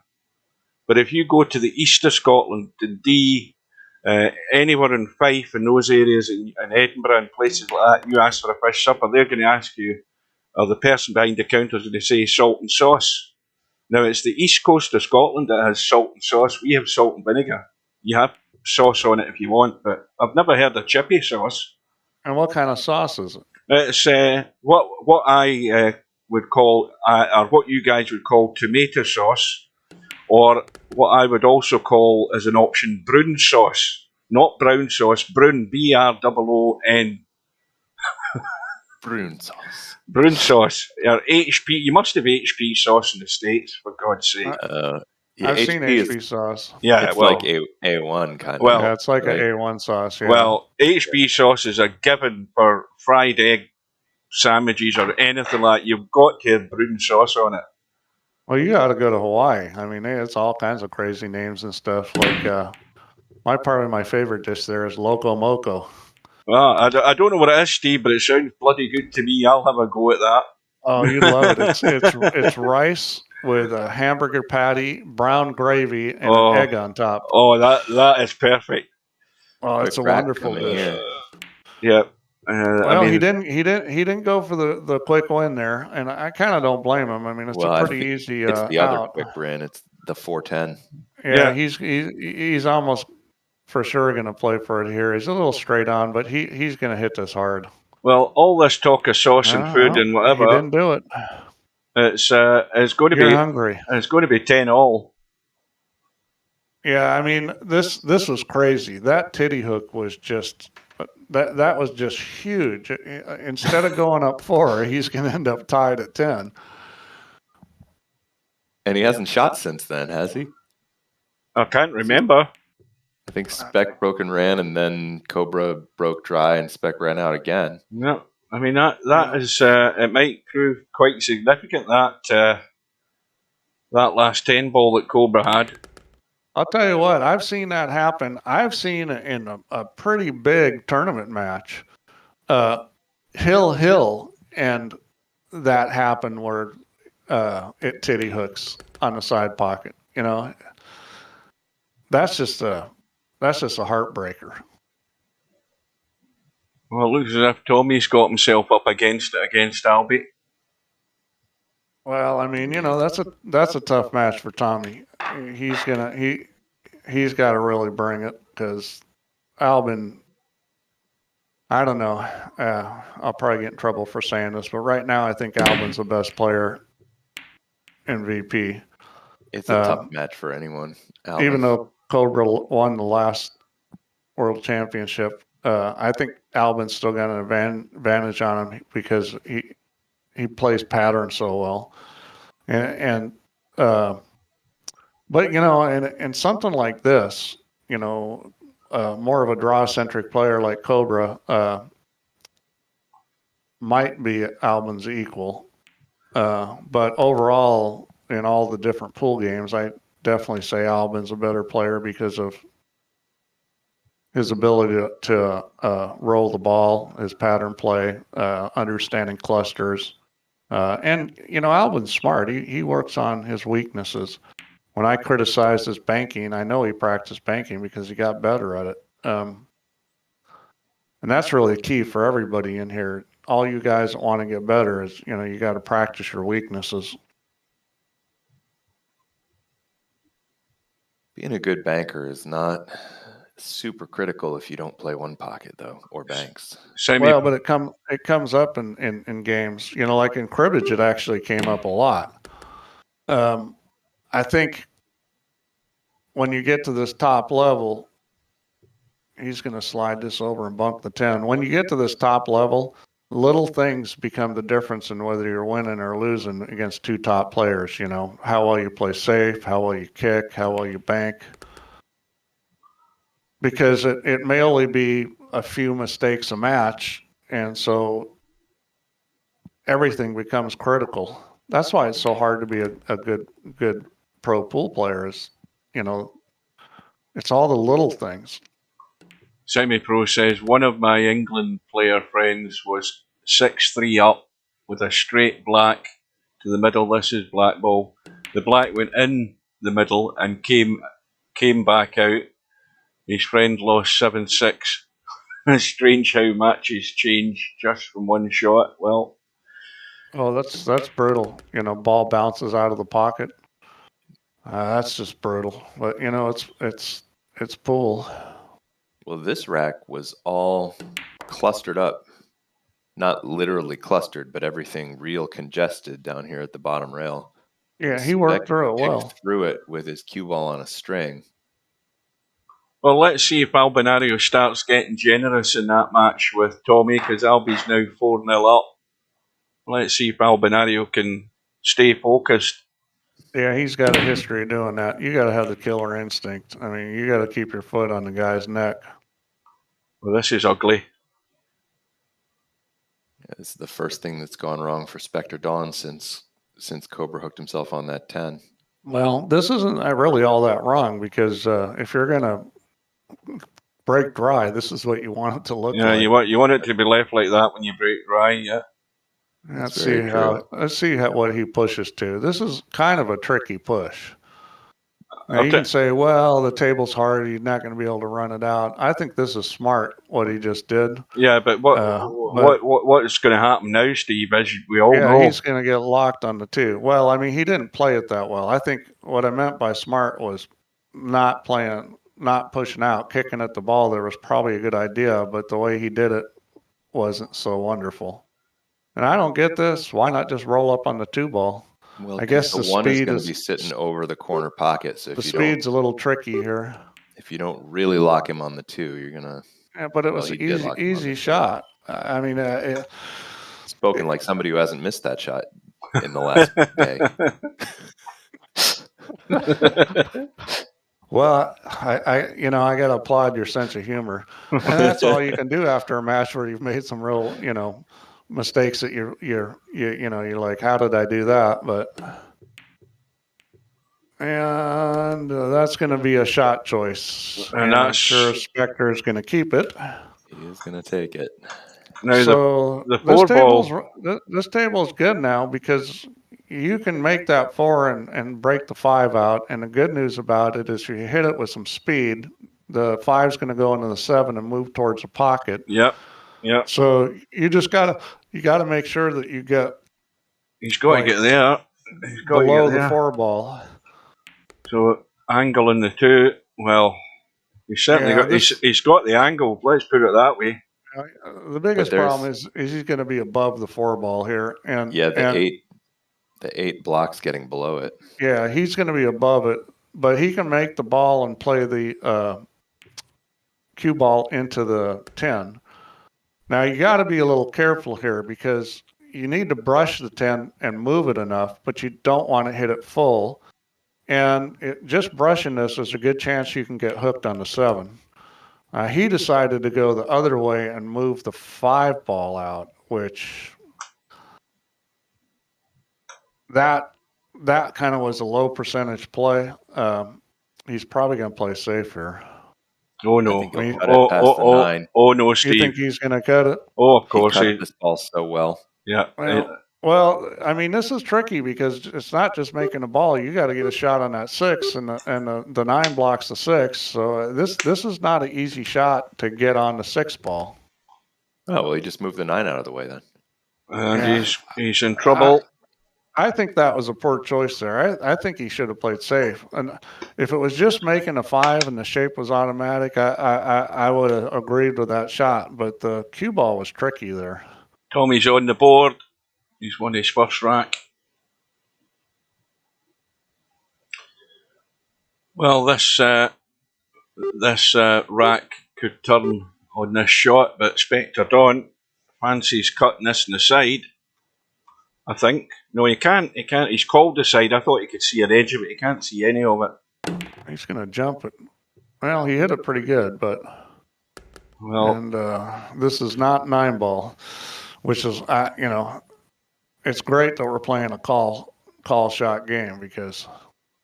Well, Cobra's got to go. Like that. He's got to go 2 rails. I don't believe he wants to leave himself over on the far side. He's got to come inside for this 7 ball. He's just going to go 2 rails. Yeah. Back over to the rail where the 6 is. Yeah. Doesn't matter where he is there. I mean, even it would be good not to be right on the rail. Now, can he sneak out past the 10? Yeah, he's going to go past the 10. I mean, just being closer to the rail like this with a little more back cut just means you have to hit this easier. It's a natural path to go past the 10 and come out for the 8 ball in the same pocket. Yeah, if he was any straighter, he might have gone for the 8 in the side, but that much angle, you got to play him in the same pocket. Well, in the same pocket, it turns out. Here we go again, all square. I think that's another area where VP players could learn something. The best players from the pros is that you will always see pros play to a big area when possible. They'll rarely try to squeak in things unless that's their only choice. Because they understand that the speed of the cue ball is the hardest part to control. So they'll try to play to more open areas, even if the shot ends up being a little tougher. You just don't see them get on the wrong side of the ball too much. You don't see them hook themselves that much because that's the way they think about it. They'd rather have a little tougher shot than take a chance they're not going to get a shot. Well, it's dry, but it's safe. Yeah, this is real safe. He's going to have to push out. Now, he's got to be careful with this push out Spectredawn because if he leaves him up that top end with a sight in the 1, he could be near behind the 6. Yeah, well, I mean, you can push to this corner here, and it's hard to get him on the 6. You push right over in the corner, leave him a back cut on the 1. I agree with you, but he's going a totally different direction here. Yeah, well, this I don't like because it's too easy to play safe from here. You're too close to the 1 ball. There's a lot you can do with this. You can even shoot this shot if you want. Shoot it where? Bank it? Cut it back in the corner. Oh, yeah, I'll tell you something, Steve. That is some cut. I didn't say it wasn't a severe cut, but you could shoot it. I mean, I've shot that shot a lot in matches. In real life. Yeah, well, in real life, yeah. It's one of these throw things that that ball, from whatever you want to call that, thinner than 65, 70 degrees. In real life, it doesn't want to cling. In VP, it still clings, even well, when you got to shoot it the right way. You got to shoot that ball with inside English. That's how you get it. Inside it clings even more in VP. That's how you get it to separate. Well, I'll go shoot that shot in VP after this, and I'll let you know what I think. Well, Cobra's got ball in hand, but he's got a few problems ahead of him. 2 ball isn't the issue. 3 ball's the problem. Yeah, I mean, that's not a huge problem. Obviously, he's got to get on this 2 the right way to get to the 3. I mean, the 3 in the side pocket's very open. Well, he looks as if... I'm not sure what this is. I think he's trying to get straight and follow through so he can shoot the 3 in the side. And I don't know whether that's going to work. I think he can get through here. Oh, yeah. One thing about that kind of shot is putting a little left English on it so the ball curves a little. Yeah, I didn't think... Makes it easier to get by. I thought it was tight to get past that 7 ball, but there was loads of room at the end of it. Again, if you hit that shot with left English, it's not tight at all. I mean, it's those kind of little things that can make a big difference, because if you say, I'm not going to hit it with any English, then it's really tight. But you put some English on it, and all of a sudden it's not tight at all. I need to see that again. I don't think he was playing safe on that shot. I mean, he's missed it by so much. It's hard to believe he tried to play safe. Oh no, he wasn't playing safe. He was shooting a 3 in the side. Yeah, and he missed it by quite a bit. He's got lucky though. He's got a lucky break. Beck trying to cut this ball back towards that pocket. That was a tall order. Yeah. Well, he may have just called it because just in case, but I mean, the shot idea wasn't bad. You play that off the end rail and try to hook him on with the 9 ball. Yeah. But you hit the 3 off the end rail and hook him on the 9. And if you don't get the hook, you're still left to bank, and Cobra has to play safe. But if he really was trying to cut that back in it, then yeah, that's a poor choice, because that was really hard. It's sometimes it's hard to tell what people are thinking. I'm assuming the speed he hit it, he wasn't trying to make it. Oh God Almighty! What? Unbelievable! I thought only I missed that ball. What is this? Watch this for a miss. Well, he was trying to hold the cue ball. I'm pretty sure he hit that with inside, trying to hold it.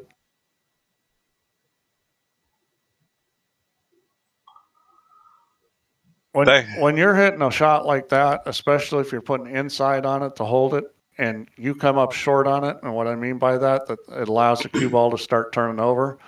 As soon as it starts turning over, the cue ball curves, and you're going to hit it thick like that. Yeah, and it was all down to that little angle where he was just trying to hold that cue ball.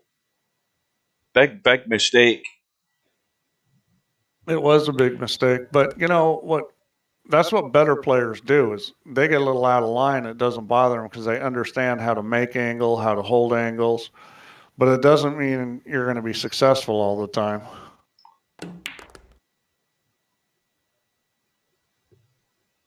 Well, it's going to be 12-11, and yeah, it's all right. The Spectredawn had given up on. Spectredawn. These guys, they're surging back and forth. At one point, Cobra was almost up 4 games, and Spectredawn came back. Then Cobra went a little ahead, and now he's going to go back ahead again.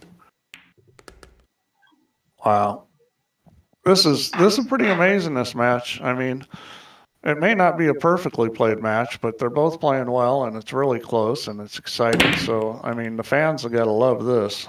This is dry as well. Quick look at the bracket. Where's the Albinario match? But he's also got no shot. So Albinario, let's see what kind of push he does here. Albinario still 5-1 up. He has to leave it down here at the 8-ball end of the table. If anything up at the 5-ball end. Yeah, well, this is the kind of situation you probably want to leave a kick shot. Well, that's probably what you want to push to is a kick. And he could kick at this now, but I don't like this kick shot's not that great for getting safe. So what I'd probably do is push to a different kick. Well, the good news about that is he put the cue ball on the rail. Yeah, and he's not giving Spectredawn an easy chance to lock him up or hide him away somewhere with a shot. That's not a bad outcome. He can use the 5-ball and put the 1 down the end rail, but if you mess that shot up and you leave an edge or something, you could be pinned on that 7-ball. So it's not really a desirable shot to shoot. He went for the ball, which doesn't really surprise me in that situation. How's that 2-4 sitting?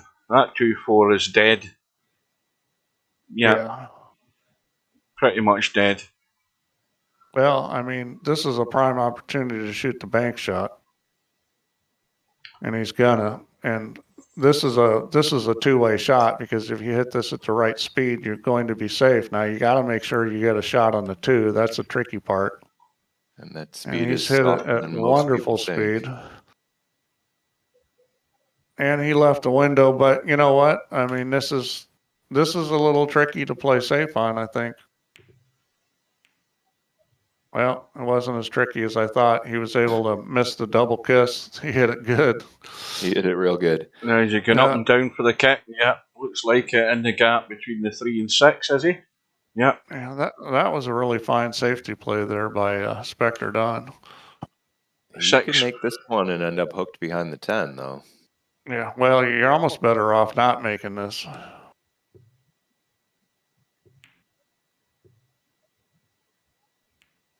Well, he didn't get the end up hooked behind the 10. Well, he's going to be hooked by the 10 after this. No prizes, no prizes for this. This is a given. Now that 2-4 hasn't been touched, has it? No, it's still there. Yeah, it's still in the same spot. Well, there's a pretty good safety play here. You hit the 1 on the right side, and the cue ball goes, 2 rails up behind that 10. You got the 2-4-10. So you'd want to be trying to hit this 1 ball on the close side of it. But I'm talking about off the long rail up at the top of the table. Yeah. Come that way. Yeah, because if you can get the right side of that 1, you've got a pretty good chance of getting safe.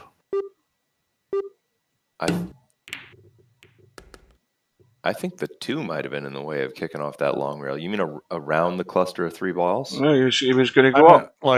Down, up where like the 5 ball is that long. I'm not the long rail, the short rail up there. Okay. I'm sorry. I misspoke. I said long and I meant short.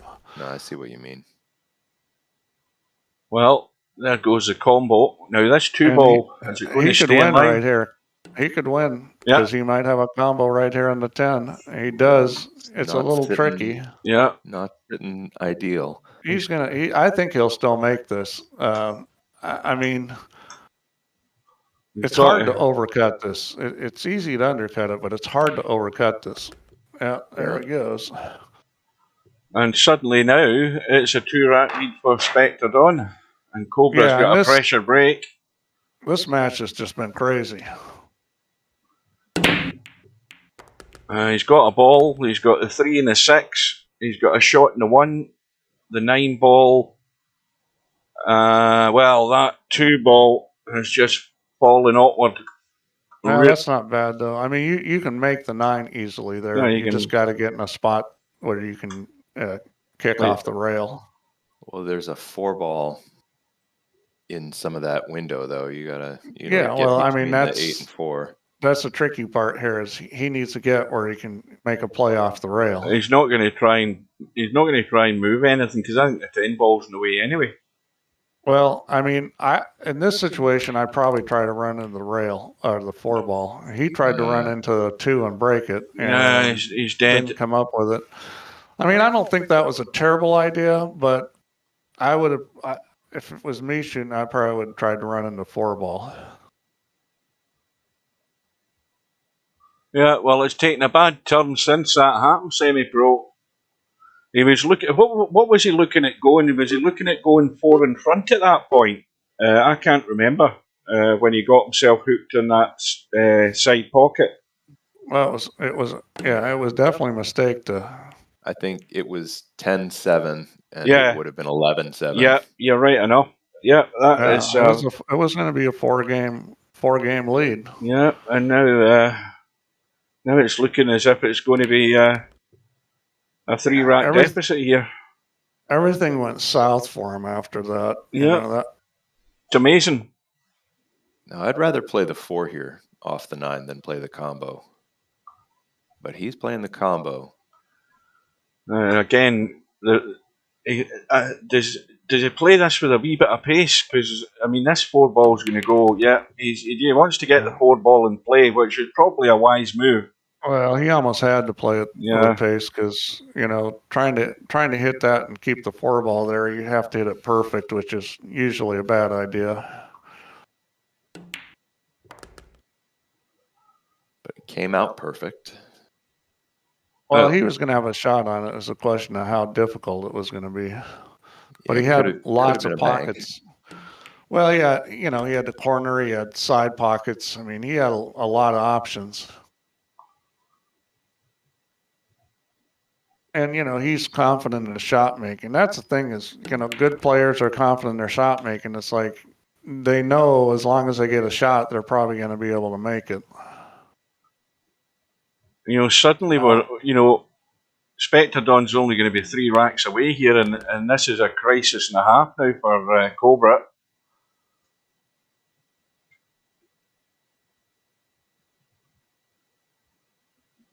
Well, he's still within 3 games of him, but the problem is now it's 2-1. As soon as you get to 2-1, it starts getting more difficult. An alternate break, especially. Yeah, the closer your opponent is to the finish line, the more likely it is that you're never going to have the chance. 3-ball all the way around. 1-ball is gone dead. I just mean ratio-wise. 2-1 ratio in games needed is that's the beginning of the point of you're in trouble. Well, he needs to play some kind of really good safety here. He could bank this. I don't really like that shot. I like thinning the right side of this 1-ball and coming down table and trying to get him on the 9 or the 8 or the 6. He's going to shoot the bank shot. Now, for a guy that hasn't shown he's very good at banking, this is a risky play here. That's well played. Okay, and he hit it perfect. All right, well, may have to reevaluate his banking capability because he hit that about as good as you can hit it. Can't necessarily judge a banker by 2 shots alone.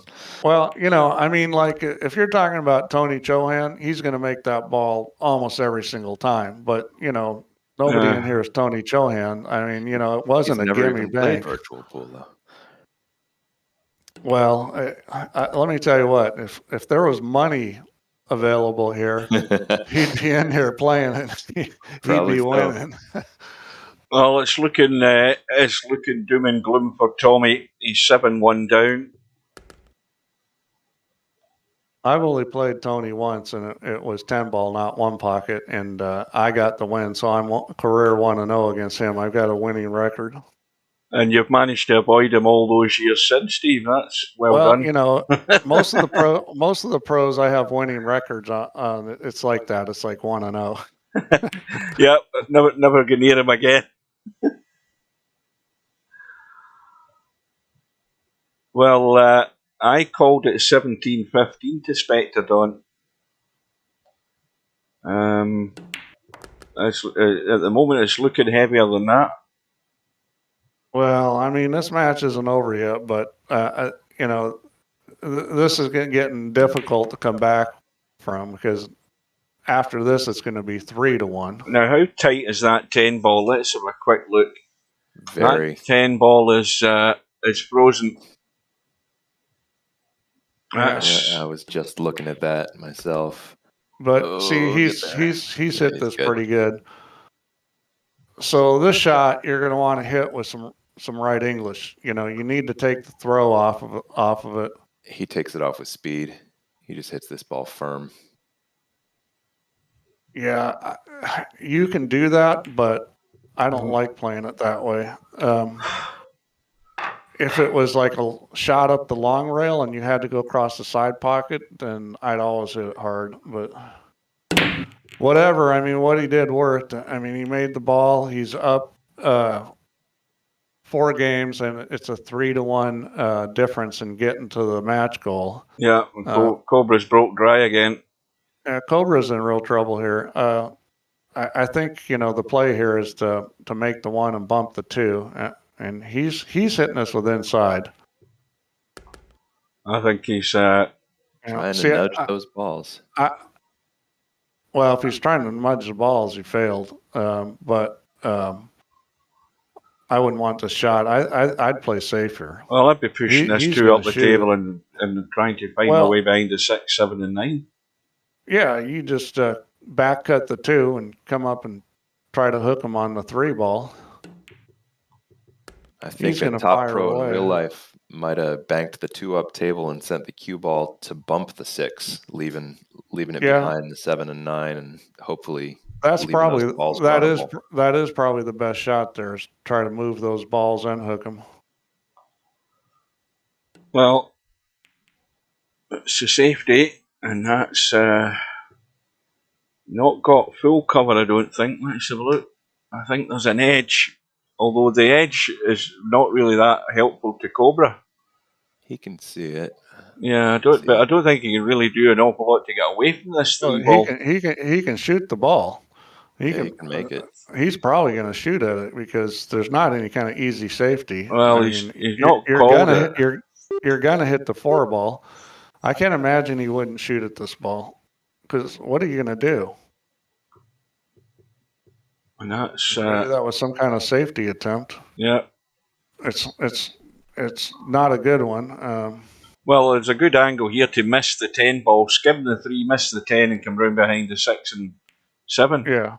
Or, you know, if you're confident in it, see the line you're running on is going to take the cue ball, you know, 3 rails and into the 6. Yeah. Well, this is makeable rail first. Yeah, this is very makeable. Yeah, I would have thought Spectredawn would have come up with something better than that. Yeah, this is too easy, really. I mean, you can't hit this too hard. Well, he tried to kind of play a shot with draw. I would have just hit that easy. As long as you hit it easy, you are going to get a shot on the 4. I'm not so sure about that one. Well, we all know where this rack's going to be decided. But Cobra simply has to come out on top, or it's game over. Well, it's probably more or less game over at the moment, but it's his only glimmer of hope. Well, you know, the thing is you can always play for playing safe on the 6. You just got to get this cue ball down, you know, somewhere around 2nd diamond and rail, and you can play a lock-up safety on that 6. And that's, you know, I don't see people do this as much in VP. You know, they always go for the breakout, it seems like. But, you know, like in the situation he's at now, I think it's easier to play for the safety on the 6 ball than it is to try to break these out. Mm-hmm.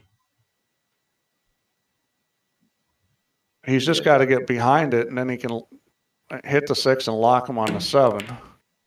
And see, that's the stub shot where you just slam him, and the then stub this is solution. what you end up with. Yeah. All he had to do was soft draw that, off past the 10 ball, with a little bit of English, and come back around, and then just hit a stop shot on the 6, and you win the rack. Yeah, you know how there was that movie called The Eiger Sanction. Oh yeah, the one with Clint Eastwood. Well, there's a pool movie coming out, and it's called The Stub Solution. Yeah. Not the Eiger Sanction. Well, Cobra's going to end up losing this game because of the stub shot. Spectredawn is, because Cobra's at the table now. I meant other way around. I'm sorry. Yeah, it was Spectredawn that shot the stub shot. Steve, you did falsely accuse me of playing one of those in my match. A stubbish? You did the thing where you mixed up who was shooting. You said, here I was saying Hairpig is smart and he does something stupid like that, but it was Stub. That proves you are smart, because it wasn't you. Yep. Well, this is where everything has to work for Cobra.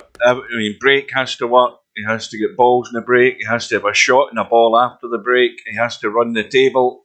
And then he has to hope Spectredawn comes up dry or does something crazy for the next 3 or 4 racks. That's how it has to happen. Well, that was, I'm not saying Spectredawn would have won that game, but he was in a good position to win that game. Welcome to Run Out Rob. Hey, Rob. So, Spectredawn's break. I forgot it was alternate break, because of course Spectredawn's now break. I was assuming it was going to be Cobra. 7 balls going in. That's why it's so hard to come back from these deficits. It's because the other guy's always gonna get to the table and get a break. It's funny because I have friends who are like, they're decent players, like strong B, weak A players, and they're like, let's go play in this tournament. It's alternate break. I'm like, man, you don't understand how tough it is playing against pros in alternate break, where they get to break every time, and it's a lot bigger disadvantage for the lesser player to have alternate break. Well, I had a quick look there. The 4 goes clean past the 5. It doesn't go past the 10, but it does go past the 5. He's just got to get straight enough on this that he can pull the cue ball over into the 10. That's his only goal, is to get pretty straight on this 4 ball. And if that was his goal, maybe his goal is to play the billiard shot, because that's terrible. That's fairly straight, isn't it? That might be his new goal. But I don't think that's what he was going for. He's way short. He's only 2.5 feet short of where he should have been. He should have been. You know what? This billiard's not that hard. The 8 ball makes the pocket bigger. Well, I'd be playing the 10 here for sure. He's still called the 4. Yeah. And where's it going? Is it nudging the point? Yes, it is. Oh, boy, he would have been a lot better off if that would have gone in. Yeah, he would have been playing safe off the 5. Well, here we go. This is the second game that Spectredawn's made some big mistakes in. First he didn't get on the 4, which I didn't think was that hard to get, somewhere good on the 4. And then I think he should have shot the billiard on the 10 there. But, I think that's what these world championships are about, is, guys feeling pressure, making mistakes, not thinking right, and he's going to let Cobra back in this match. 8 ball is a couple of millimeters off the rail, so yeah, it's not quite frozen. But even if with Cobra winning this game, it's still 2-1 in games. But for Spectredawn, you got to be unhappy about the last 2 racks. Well, we'll see if this, you can see the finishing line, but we'll see if that's affecting him. Cobra's going to have the break next. Yeah, this is a shot I'd just roll with right English. Yeah, he didn't put any English on it outside of the pocket. If you play that shot on a really tight table, he would have missed it.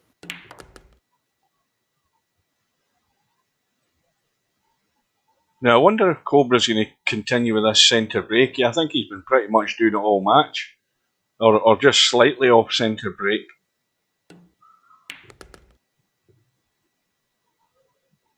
Yeah, I'm kind of surprised guys aren't breaking from the side rail.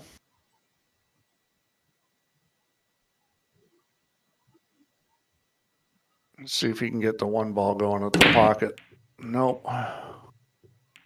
Well, three balls hit the 9, brushed the 5 and gone in. He's got half a shot in the one ball here, although he's hampered. But the cue ball's leaking away to the wrong side. Of all the balls that sometimes go in real life on a 10-ball break, the one that seems to work in VP most often is that back corner ball 4 rails. And that's what just happened. The 3 had to get a couple kisses on its way. Yeah. It was the 4-rail path. And that happens a lot in real life, more so with the Magic Rock. Well, Cobra's missed the one ball. That one ball is showing enough to be potted. Yeah, I mean, this is Spectredawn's chance. Well, now he's had some trouble here. I don't know if it's pressure or what. We'll see if he can kind of get it together, because this is certainly a rack he should run out. And he is right in line. Yeah, the 5 to the 6 is kind of the key. If you're Spectredawn, you can't mess this up unless you dog it. I mean, it's just too good. Well, he's got to get the good angle in this 5 ball when he pots the 4, because he doesn't want to be interfering with the 10 ball or anything like that. He wants to come clean away. Well, I'll tell you what the biggest problem is. I don't think he'll have any trouble getting on the 5. Even if he gets straight and he has to draw it, he's okay. The biggest problem is that 7 ball. That thing's big. Ideally, you'd like to get... nice. Yeah, see, ideally you would have gone forward so you come across the other side of the 6 ball, so the 7 can hook you. He's got a bad angle too. He played that off the 10 intentionally. Yeah, I'm sure he did. I mean, it was going to hit the 10. It wasn't very well played from the 4 to the 5, though. Nope. I mean, that was a key shot. He should have let the cue ball roll down more. Yeah, I think he recovered about as well as he could here, though, because he can get back in line off this 6, and he'll make this. He's good at this shot. Steve's trying his hand at the commentator's curse, I see. No, I mean, I don't have that power like Hugh does. That's Hugh's thing, you know. I don't. You're not trying to develop it? No, I don't. That's not a power I want. No, nobody does. Well, Spectredawn's most certainly on the hill. No doubt about that. Yeah, I never wish bad for anybody. I'm never happy when somebody does bad or anything. I'm not that kind of person. The only time I root against somebody is when I'm playing them. That's the only time I want to see them screw up. The rest of the time, it's like I never want to see people mess up. Well, my prediction looks dead and buried. But I did go for Spectredawn. Well, it's not over yet. Not dead. Cobra only needs 2 more games to... Yeah, he's still alive. No, he only needs 1. Yeah, 7. Race to 17. Okay, so the 10's going to come up. The 1 ball's in. He does not have a shot on the 2. And it's either push or kick. This is tough. Never kicking this ball if I've got a push out option. Well, if you're going to push here, you got to push to a kick shot. Well, if he plays down here, he's asking to be locked up behind the 5. Yeah, this is no good. Or you can go right. Good. Yeah, you can go right side of the 2. But the only thing with this shot is danger that if you don't get cover, you're leaving the 2 on because it's going to be near that pocket. Yeah. Although the 5 can get in the way. Well, the best play is to put him on the 5 here, and this isn't a good push out. Cobra's going for the first option. He needs to shot. Maybe. He needs to run though. He's going for cover. That's And That's that's the failing. no He hasn't good. got it. He hasn't got it yet. You know, he didn't play to pot that. He played to. I'm pretty certain he just played to duck behind the 7 and 8. But I'm so surprised he didn't play to get on the 5 because he's got, you know, the 4 and 10 there also. And whoa, look at this. Well, Cobra's going to have to manifest a shot here because I mean, it looked like Spec barely had enough of that ball to make it, and so he hit as much as he could, and that actually undercut it. How does he get to this? I mean, the angle is. I mean, there is a shot there, probably before the middle diamond and the shot rail up and down, but that 5 ball's very much in the way. The shot was a 3-railer. He had a 3-railer from there. Between the 3 and 7? No, up in the corner. He had a 3-railer like closer to the corner pocket. That's going to go long. It's going to hit closer to the 10 than the 2. Well, you've got to spin it. You've got to spin the ball. Well, he's got to spin this one. No, he hasn't. He's just managed to thin it. Well, this is it for the match. All right, that's another shot I got to set up and shoot. Yep. I think that shot will go. Semi said 17-14 to Spectre. Well, that's not far off the mark. I said 17-15. Well, this is no gimme here. There's a lot of pocket missing. But I guess what you guys are saying about him being a really good ball pocketer, it didn't bother him. He cuts the balls accurately, as consistently as anybody. Yeah, but he's. I mean, I think out of everybody who comes online to play VP4, Spectredawn by far and away puts the most time in on the table. Here he is with just a teeny bit of left, which is exactly the way to hit that ball. See, that's what I'm saying. He knows the Q-tip position. She knows to get the line he wants. That was just forward with just a little bit of left to hold the ball.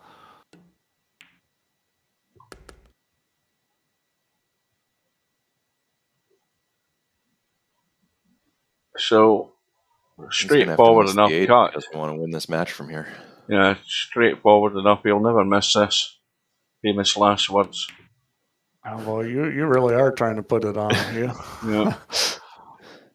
Well done to Spectredawn because he's come through one of the toughest tests he'll get in this tournament. Yep, I mean Cobra is definitely a tough match, and that was 2 hours and 7 minutes. And there was no fluke there. I mean, Spectredawn deserved to win the match. He played better of the two. Yeah, I don't think the break really helped Cobra a great deal during the match either. They done with some better rolls in the break and some balls in the break. So Cobra is over to the one-loss side. I think, as LS3 said, was it LS3 that said that's our next opponent? And Spectredawn marches on. So we will go straight into the match between Tommyy and Albinario. And we'll find that Albinario is now 9 racks to 4 in front. And Tommy's in trouble here. This is a tricky shot to get safe on.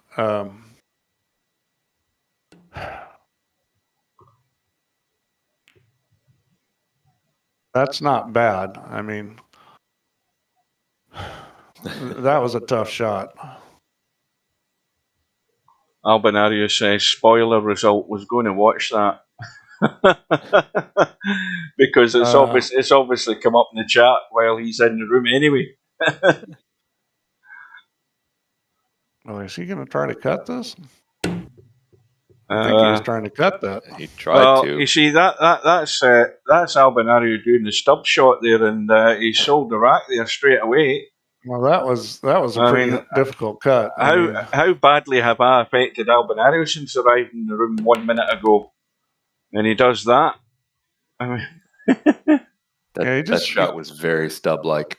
You can't afford to give games away. You see, that's getting loose. You've got to you just got to play mean and deadly, no matter who it is you're playing and no matter what state the game is. Especially if you've got a lead, though. You don't want to be doing stupid stuff and giving your opponent a hand in a free rack.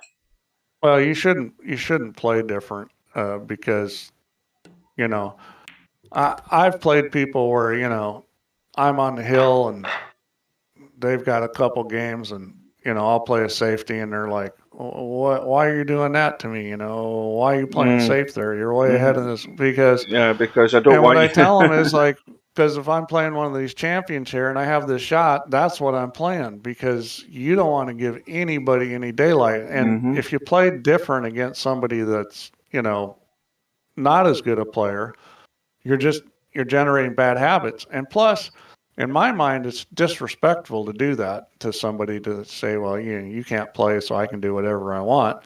And so I always try to play the same way. And I get beat up about it from people sometimes, but.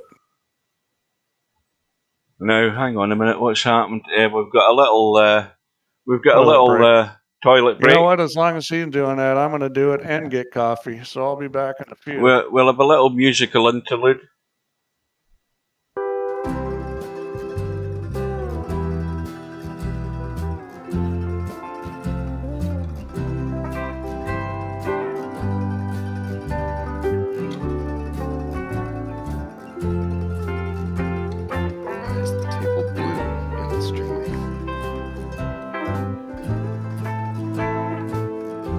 Where's Cheeky Chico when you need him? Somebody explain to Jose why the table's blue in the stream. I got this.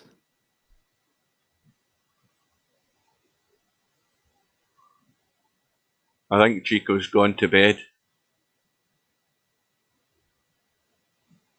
It's blue basically because that seems to be the majority choice.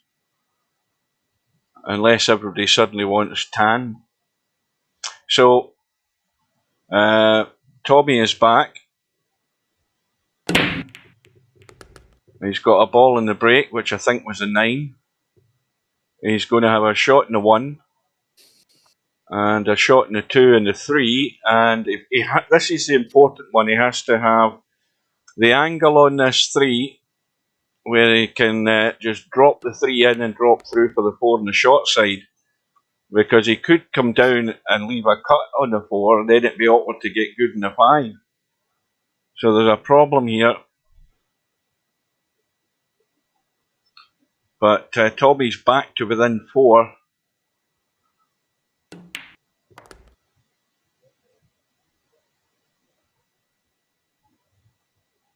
How is he saying, can you choice it?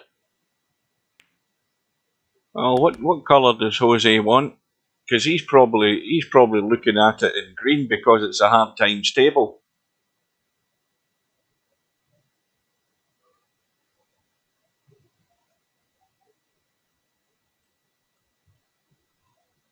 There, how does he like them apples? How does he like that?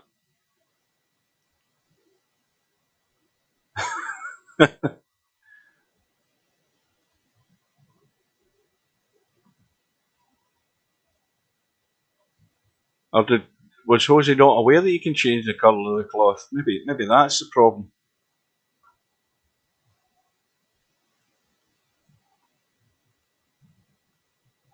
Anyway.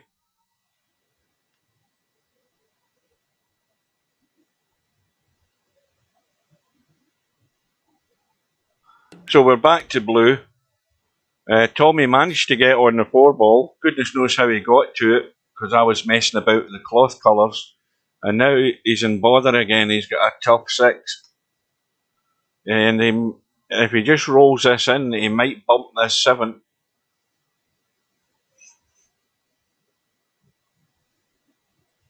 But this is the type of table where Tommyy has to get out. He has bumped to 7. He's potted the 6. And he's looking good. Yeah, that was very nice. Now roll forward for straight in on the side pocket here. And you're just killing it, yeah. Jacking up to stun it. Now, what's he done here? Let's have a look. See, this is one of these where he can drop it in dead weight again and just still hold for the 10. He can. I'd be half tempted to play it in the corner so that I don't have to slow roll it. Yeah, he's just rolling it in, and it's just caught enough for that middle knuckle. He almost did the classic slow roll undercut. Break goes back to Albinario, but he's now only got a 3-rack lead.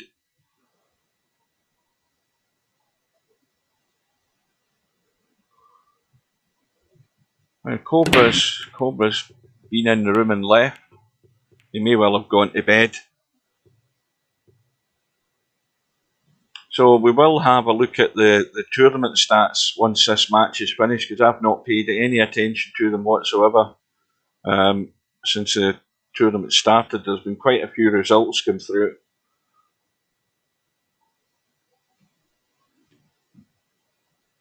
And Albie's break was dry. Now, Tommyy can obviously smash the 1 and cut it onto the 7. He doesn't look as if he's doing that. He's not called anything. Well, and he's a safety I see behind the 4 and the 9, and there's a cross side bank. Oh, wow. Well, that'll work. I'll give Not him the one I would have gone for. I'll give him that. Certainly, I mean, it's he could have scratched there, but he's nailed it. But there is a path to get to the 1, and Albinario should be calling the 7, which he has done, because you never know.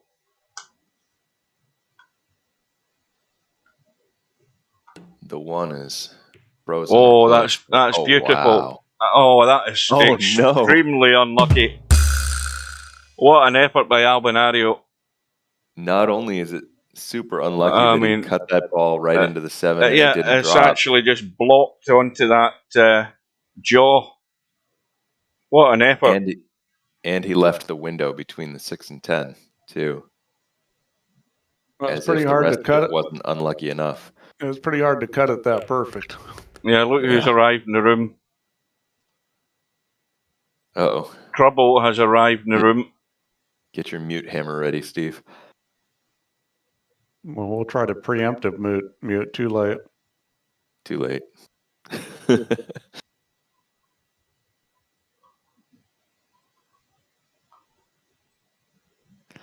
Well, Tommy's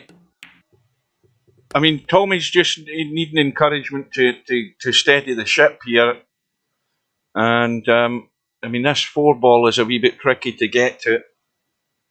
Well, Tommy's one of the guys in VP that's improved quite a bit. And,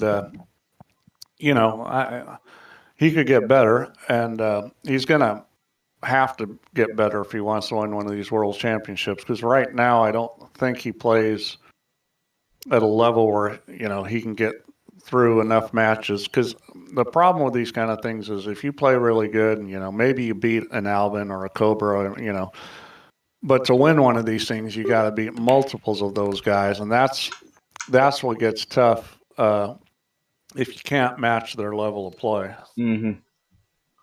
But, kudos to him. He's gotten a lot better. And I think there's a good chance he'll continue to improve. Now, he's got to get out of here clean. The problem is the angle he's got doesn't suggest that. He just needs to get to the back of the 10. Yeah. He was okay if he hit the back of the 10 ball. Going. And he's fine here. The big problem is getting on the 6. Well, could play for the 6-10 combo. Play for the 6-10 combo, or, he could play for the bank on the 6 ball. He could try and get behind the 6 ball as well. You need to be brave to have a go at that shot.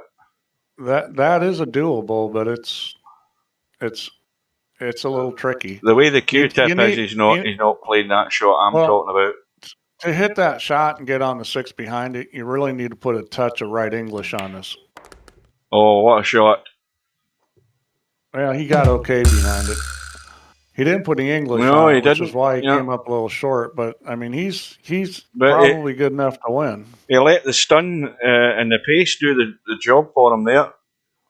Yeah, I'd say it's a little better than okay where it landed. Yeah. Oh, he was playing it there. I thought he was going to go up table. Yeah, he could have done either, but he happened to get dead straight in the side. So I mean, the way he hit the cue ball, that was as good as he could do.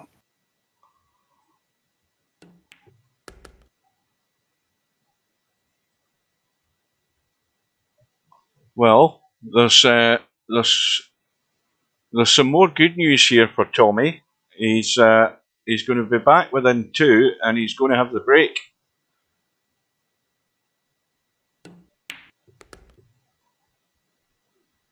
And dare we say it, from that stupid shot, and let's call it stupid, that Albinario had a stubbed shot at, look what's happened.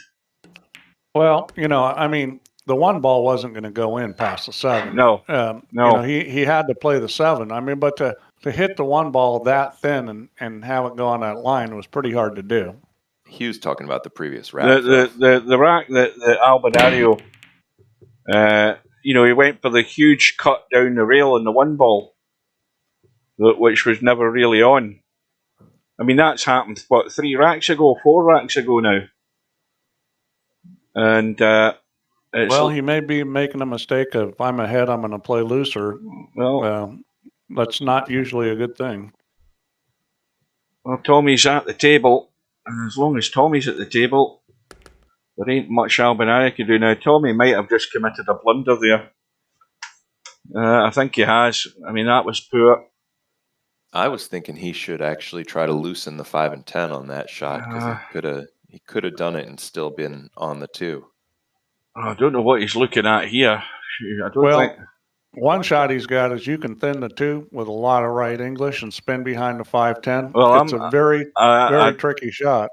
Now, what's he doing here? Is he playing a kick onto the... Oh, I like that call. I like that call. He's going 2 onto the side rail and kick the 10, and this 10's dead.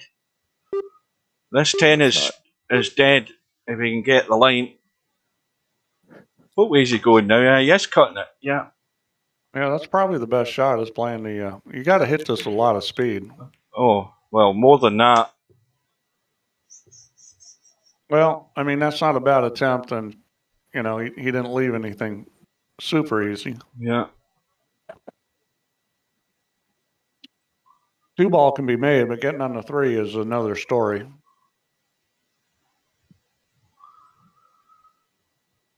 Well, you've got to go the 2 rails up the table, haven't you? Yeah. Actually, looking up from the other side, I'm not sure the 2 ball could be made. I think the 7 was in the way. Well, that was a really well played safety there. Yeah, got the cover. The prime priority with that shot.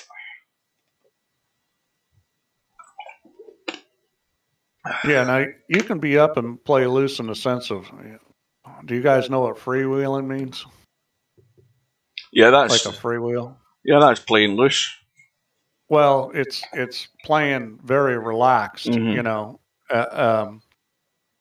Guys that don't spend a lot of time, aiming or going around and checking to make sure this ball's here and this thing. Just getting up and firing away. But here's the difference, though, is freewheeling doesn't mean playing dumb.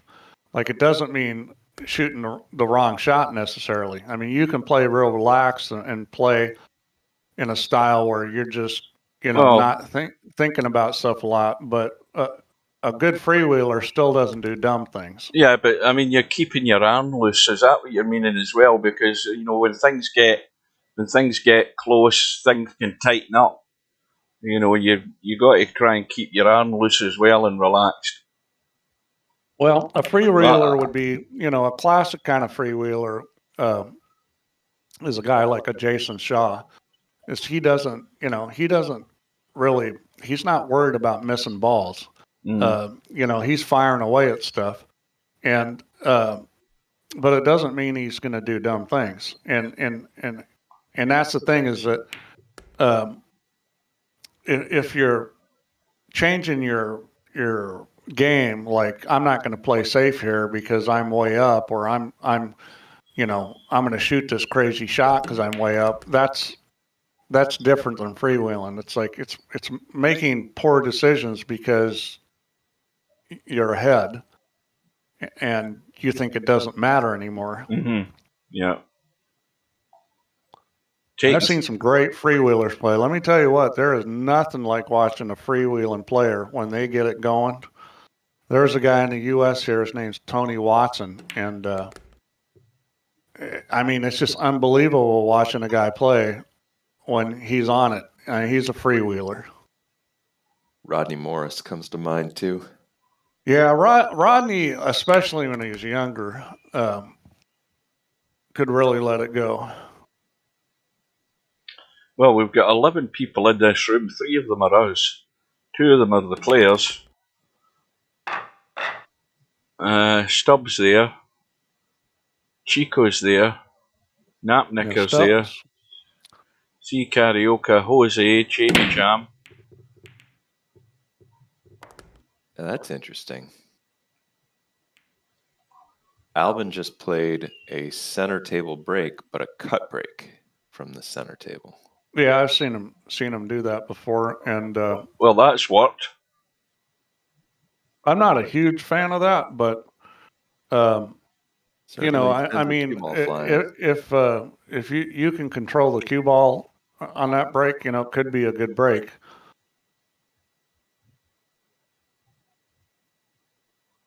He didn't get the 1 on the side, which is, in real life, if you saw somebody doing that, you would assume that's what they were trying to do.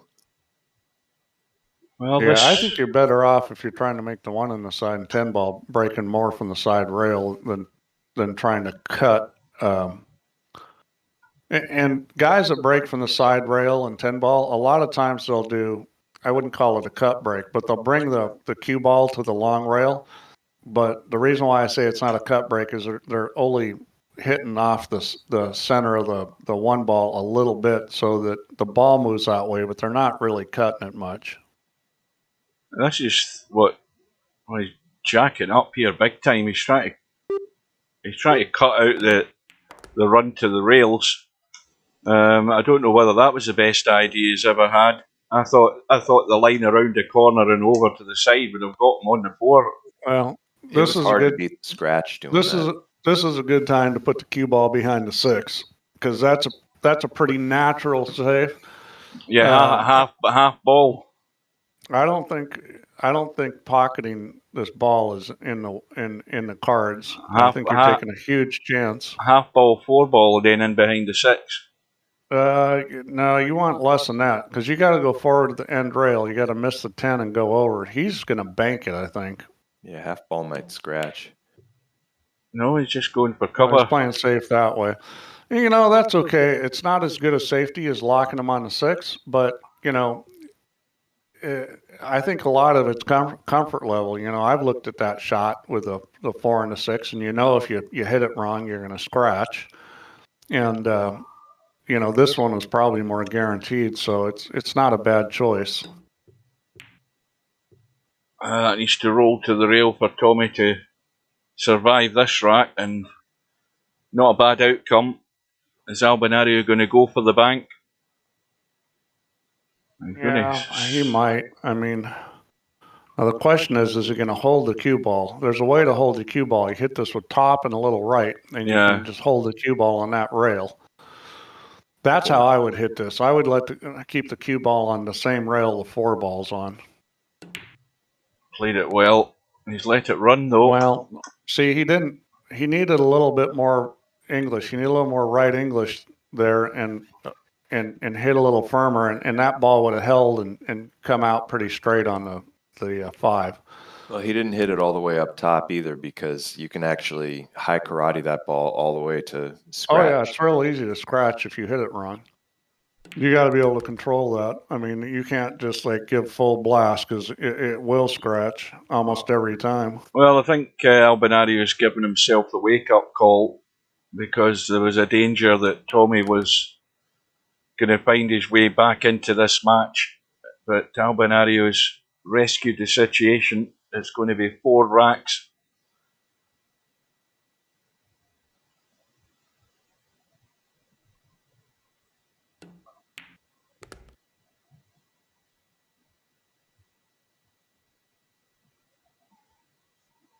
Little flat here. have to hit this hard. There he goes.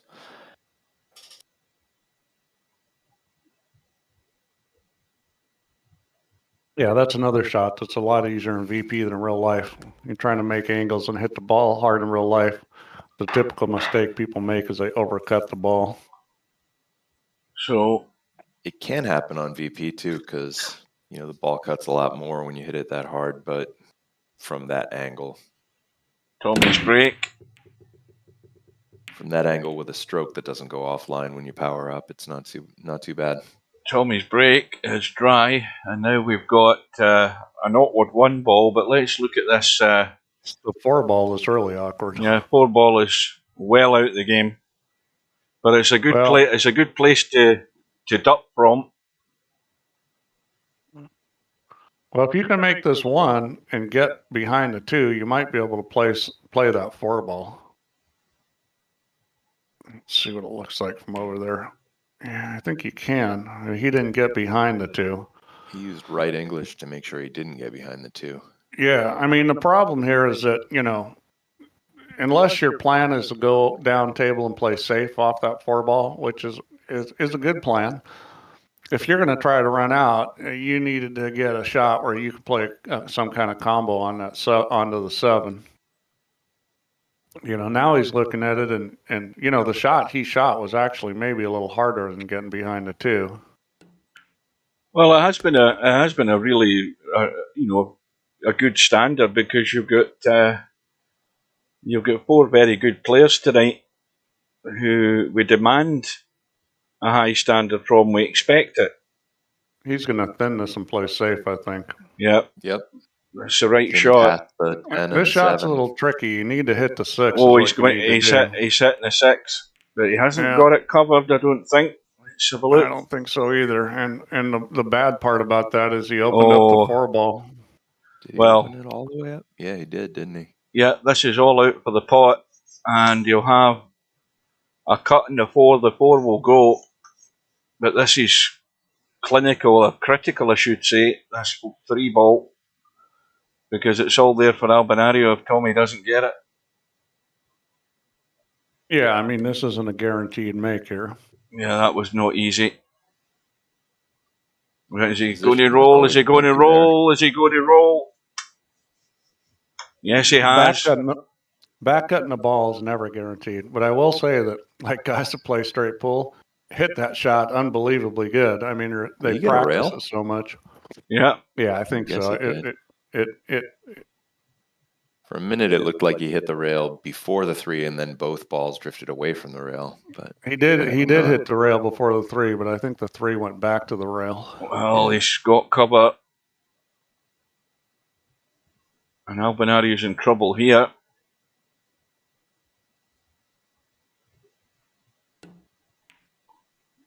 That was well controlled. Boy, that was a really great shot there. That was Efren-esque there.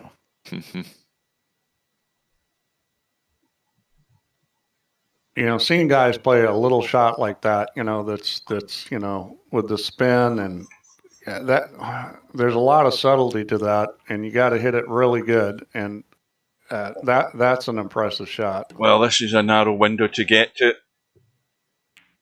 And he'll settle for that, but I think Albinario's going to blast this.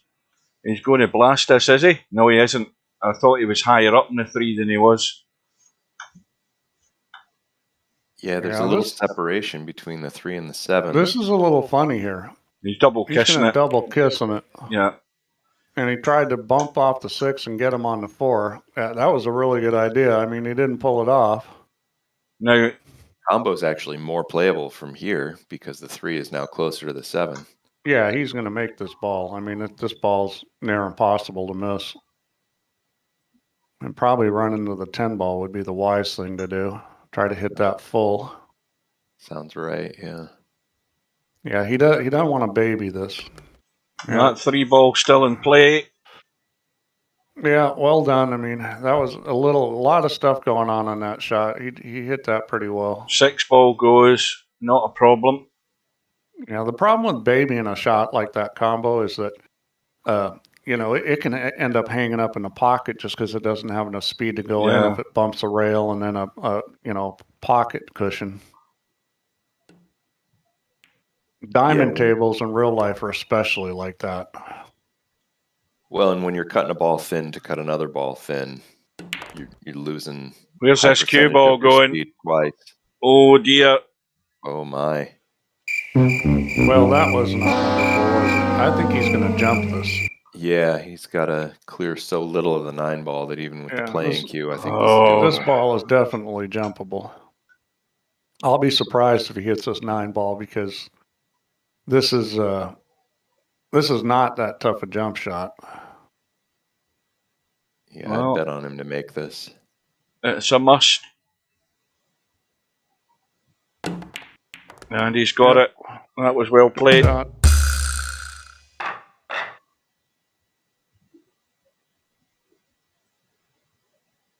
Well, you know, he's breaking very close to the center here.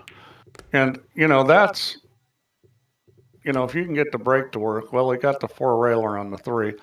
If you can get the break to work from there, I mean, you will rarely see anybody in real life break from the spot he just did from it. It was too close to the center. I mean, most guys in real life would be at least an inch further out from that, and probably 2.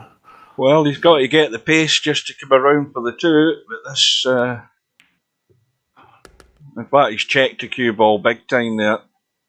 Yeah, that's a good shot. I mean, he's out here. This is just sitting too good for him not to run out.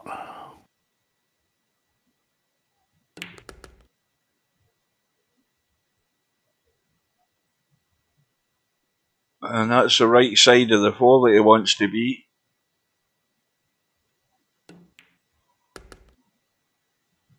Yeah, I don't really see where you mess this up. You get on the wrong side of the 8, I guess. And then you have to, like, brush off the 10 and you get real funny on the 9. That's probably the way. Well, there's always ways to mess up. I mean, yeah, back when I was really mental, I would figure out most of them. Yeah, Steve, I'm pretty certain, written a book on that one. But, you know, I kind of got over a lot of that. But that's sort of phases players go through as they get better. He's going to be nailed to the rail. How to screw up everything. Should be a problem. Right side. Yeah, he's fine. I mean, yeah, he got a good angle on the 7 where he could make sure he got on the right side of the 8. He'll probably go forward here, is my guess. Yep. No, he's going back. Huh. I don't like back as much, but you know, I mean, he's very confident in his ability to control the draw. I mean, him and Cobra both control draw really well. Albin doesn't use it as much as Cobra, but he controls it probably almost as good. I mean, Cobra's draw control is the best I've seen in this game. Back to 4.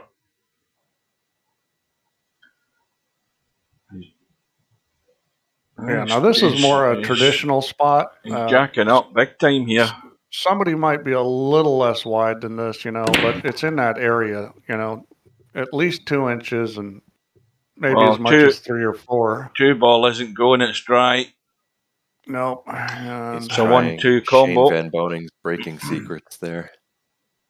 Well, I've watched Shane break a lot. I'll sit there and watch. I've watched Shane practice breaking a lot. You know, I've sat there and watched him practice for a couple hours and just watch what he's doing. And, you know, and it's, I mean, you're going to watch somebody, that's the guy. If you watch him, you can learn multitudes. If you listen to him, all you can learn is that you have to pop the cue ball. That's all he ever says about the break. Well, I've got the same setup he used to get good. I've got a break rack, and I've used it quite a bit. Right, wait a minute. Albinario's having to take care of the kid. A little bit of upset. He'll be back in a minute. He says 2 minutes. It's gonna... Well, he's going to have a problem with the shot clock. Yeah, he doesn't have 2 minutes, so I don't know. Maybe he's just going to take the foul. He could take the foul. I mean, Tommy can give it back to him. He can. If he's feeling generous in that way.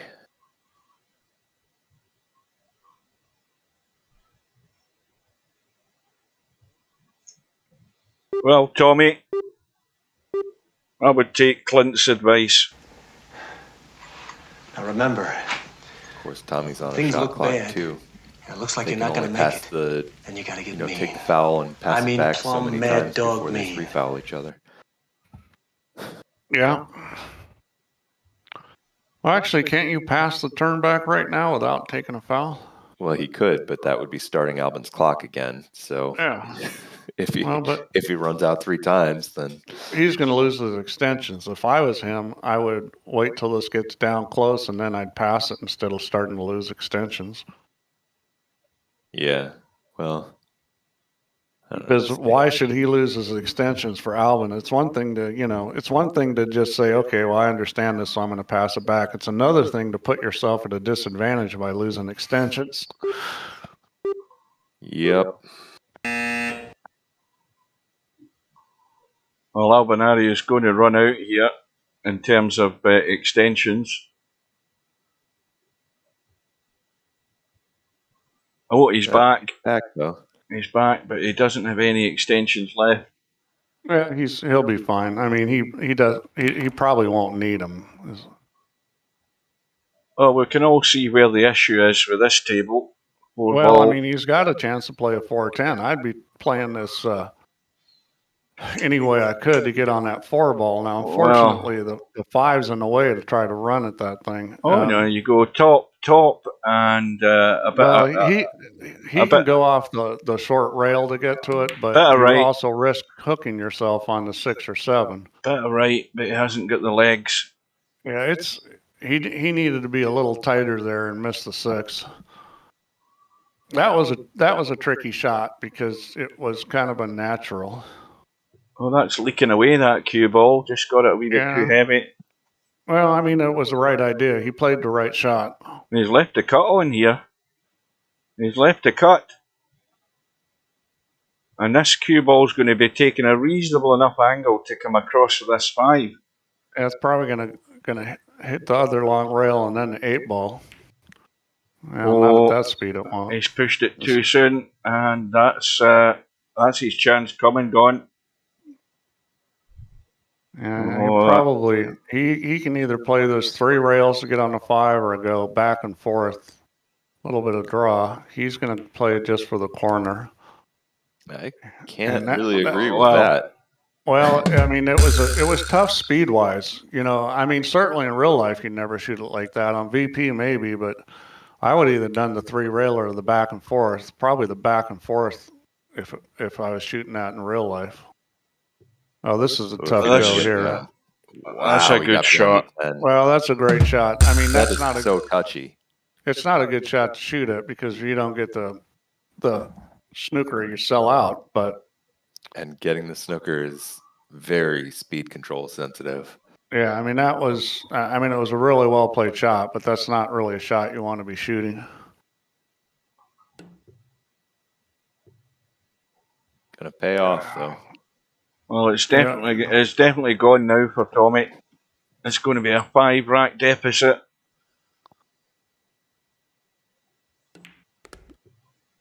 And it's a long, high hill to climb in alternate break.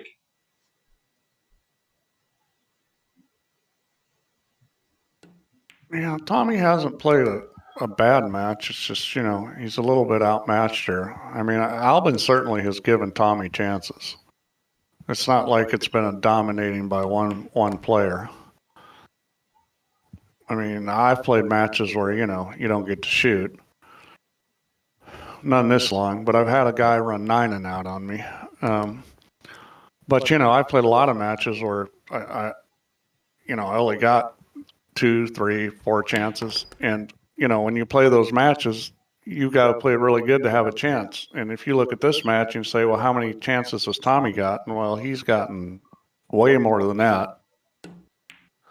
So the issue here for Tommyy isn't that Albin's keeping him off the table. He's getting chances. He's just not playing good enough to win. Now, did anything go there? Something might have went. I'm not quite sure. 2 ball.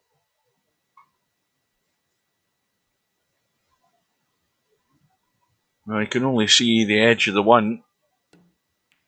Trying to tuck Well behind the played. four, and again he's nailed it. Well, That was a very well played shot. He may have not got it. Yeah, he does. Tommy may try to jump this. Nope, he's not gonna. He's gonna kick at it. And this is a smart shot because if you kick that towards the pocket, you're gonna get safe. And you might as well call it. And the reason why you might as well call it, if you don't call it and it goes in, the guy has options. So you might as well just call it because maybe it goes in and you come up with a shot. What pocket's he called it in? The side pocket. This is the right shot.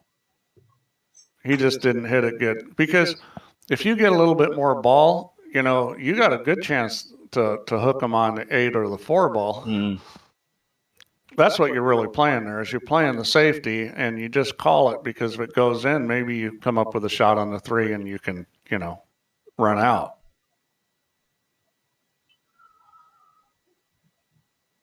I always like seeing guys play the right shots. Greatest compliment I ever got in my life was from Louis Ulrich, who championed, and I played him quite a few times. And we go hill in the tournament, and I lose. And he says to me after the match, he says, "You're as tough as nails." He goes, "You may miss a ball once in a while." He says, "But you always do the right things." He goes, "These other guys in here, they're doing this and that." And yeah, that's the greatest compliment I've ever gotten was from a champion saying that to me. Because I honestly think when you get up at the high level, the most important thing is making the right decision. So whether or not you succeed, I mean, Tommy didn't succeed there, but he made the right decision. Mm-hmm. Whatever happened to Louis? Well, he's with Marie. God, what's her last name? Really, really sweet girl, Filipino girl that was running the tournaments at Hard Times. She had one kid already. They have had one. They've got a kid together now. So he's living, God, he was in San Diego. I'm not sure exactly where he's living now, but he's still in Southern California. He does real estate. I don't think he's playing a lot of pool right now, but good player. Well, there's Alvin just coughing one up. It seemed like 20 years ago he was a champion, and now haven't seen his name anywhere. Yeah, well, he's still a really good player. I mean, when they did that bonus ball, he was on the team with Oscar Ernesto Dominguez. That was tight. I've seen Louis do some amazing things. I remember at a tournament in California Billiards, and it's 10 ball, and he's playing Scott Frost, and it's 2-2, and Louis misses a 10 ball that's a foot from the side pocket, and the cue ball's a foot from the 10 ball. I mean, it's like you would bet $1,000 you can make this 100 times in a row, and he misses it, and he didn't get upset. And it was race to 8, I think. And so it was 3-2 Scott Frost, and Louis won 8-3. So wow. That tells you what kind of person he is that he can dog this ball, or, you know, a lot of people would be crushed by that. It didn't faze him at all. He just drilled Frost. So, you know, he's that kind of player. He's a good player. Good player. I mean, he could have probably been a higher ranked pro but, you know, like most people, he decided he wanted to have a job and have a car and a place to live and not play pool. Yep. Well, it's now 6. Albinario 14. Tommyy 8. Tommyy breaking. Needing a miracle. I will say, you know, not at the time Louis was around. You could still do it, but, you know, earlier on, you could make your living playing pool in Los Angeles just playing in bars. My mentor made his living playing pool in bars and supporting 2 kids. His wife had left him. He had 2 kids. He made his living playing pool in bars, gambling. And, you know, he'd make about $200 a night. But, in the late 60s, $200 a night, that's like making, $500 or $600 a night now. Mm-hmm.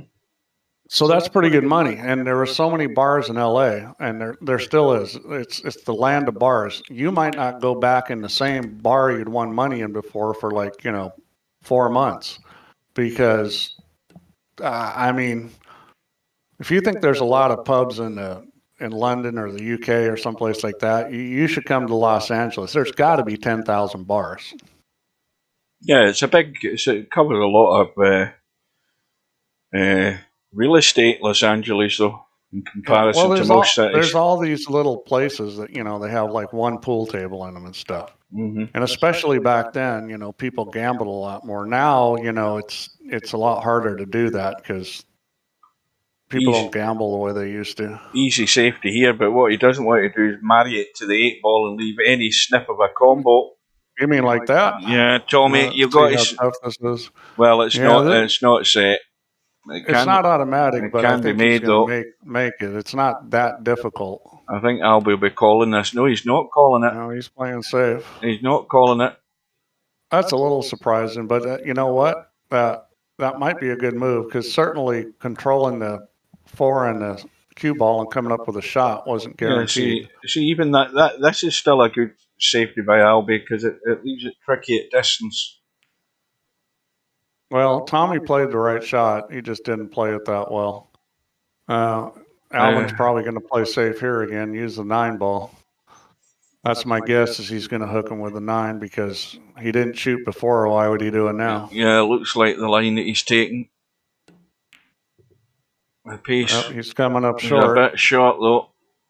Now, to me, this is one of the things, like, for me personally, when I try to play virtual pool, I have a hard time getting that speed on that shot. In real life, I can do that kind of hook. I'm going to get it almost all the time.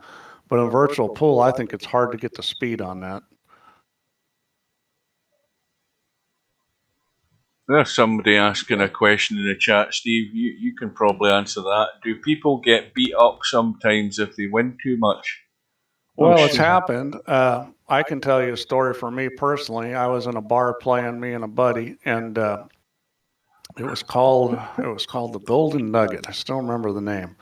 It's kind of a rough bar, and some construction workers came in and they wanted to play. So, anyways, I had them down $1,800, and things started looking like we weren't getting out of there in one piece. So I lost it all back.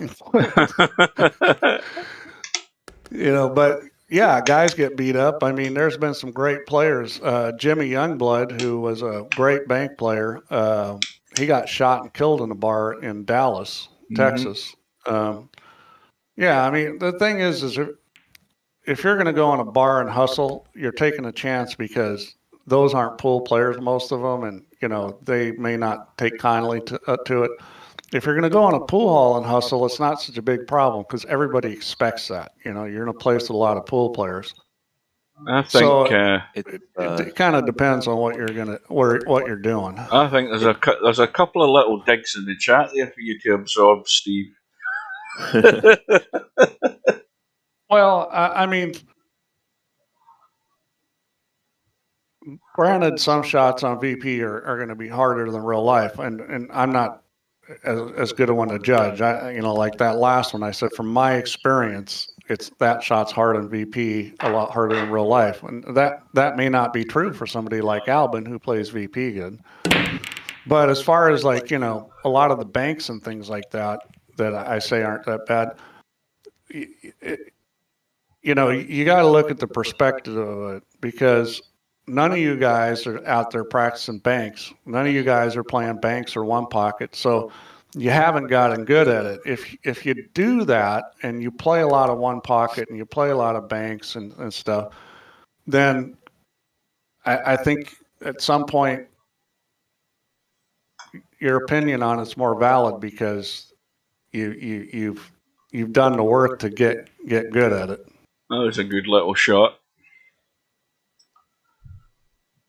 I mean, all you got to do is go on YouTube and look up Tony Chohan one pocket and watch him bank and watch him kick balls and watch the shots he plays, and your eyes are going to be wide open as to how good you can really play. Well, Tommyy at the table, 7 ball can be got at, but he's got to get at it in such a way that he can come around and out for this 8 ball, probably into the same pocket. I'm not convinced that that's going to be good enough. We might just drop this totally dead weight and roll the 8 into the side. Yeah. He's in a funny angle though now. Now he's got to have to pick the spot.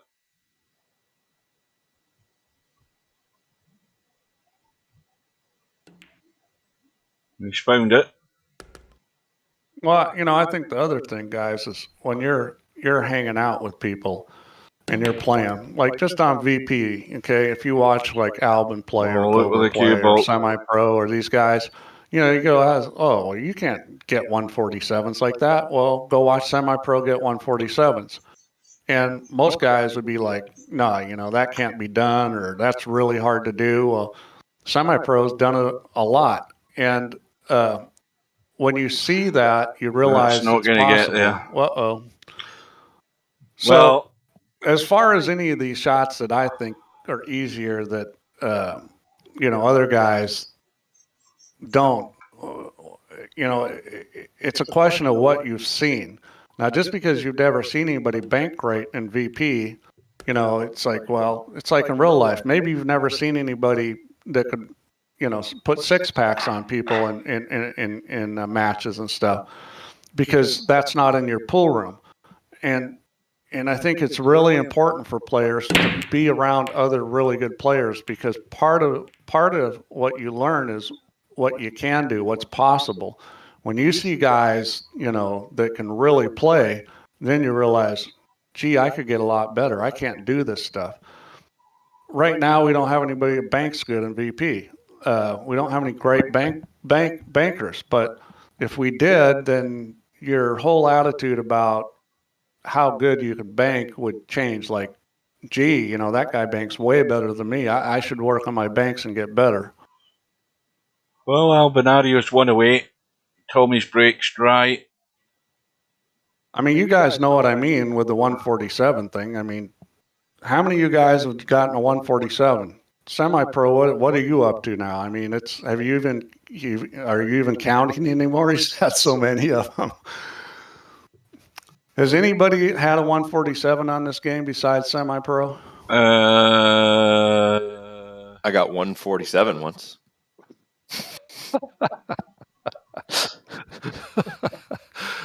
Oh, that was good there, Pig. Thanks. Like that. Yeah, so he's at 60 plus. So, I mean, I know what you're saying, Bedhead, because I can't do anything like Tony Chohan can in real life playing one pocket, but I see other players that can. I mean, that's a high bar, but it's just seeing what's possible. That, yeah, it's possible to play that good. It's possible to kick that good. It's possible to bank that good. Well, Tommy's blocked himself off behind the 4.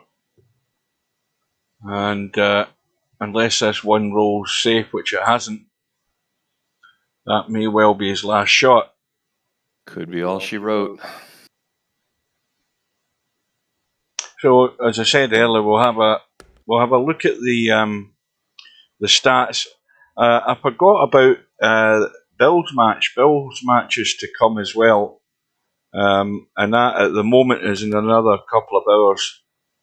Well, we got Power Slam saying he's playing tomorrow, and he's looking forward to it. Is that at a streaming time? Yes, it is. He's playing Z Karaoke, I believe. I think that could be a good match. Isn't he somewhat of an unknown quantity at this point? Well, I've never seen Power Slam play. I don't know what level he's at. I haven't a clue. I don't even know where he's from. Well, this tournament, he's an A player to 18-19, but that could be deceiving if he hasn't been playing on here much. Well, this is not what you want to try and run the table. He's just overhit it by about a foot. Yeah, he'll probably make this. The good thing about this shot is you don't have to do anything with the cue ball. Yeah, the 8 goes past the 10, so you really don't have to be. And he's just pushed it out. So he didn't get it in. Tommyy lives for at least another rack, I think. Could be the greatest comeback ever here. Not likely an alternate break. Yeah. I love my friends. Well, alternate break's better because we'll get a chance at the table. I like, okay. And if that's your idea of a good time, is I'm going to get a chance and I'm going to get drilled. And well, let me have a look at the chat there. Who's that?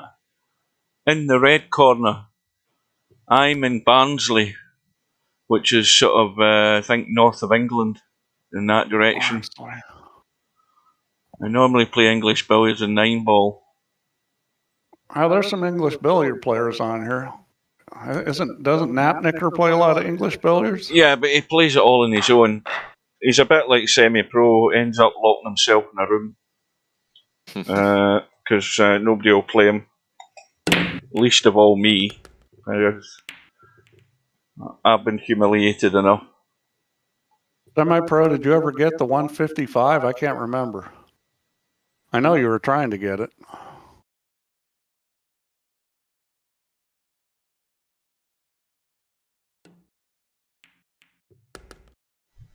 Well, good luck, Jose, when you get your match. We'll have a look at the bracket because it's there may well be an update on the bracket. Not the bracket, the schedule.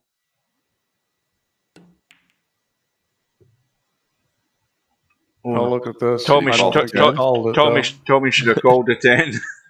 Look at that. Unbelievable. I can think you can see the edge of this one ball. I'm not sure how much good that does him. So Tommy's put back in again. You could play the 2-ball here if you can hit this one thin enough. I don't think. I think it's long at the angle it's at.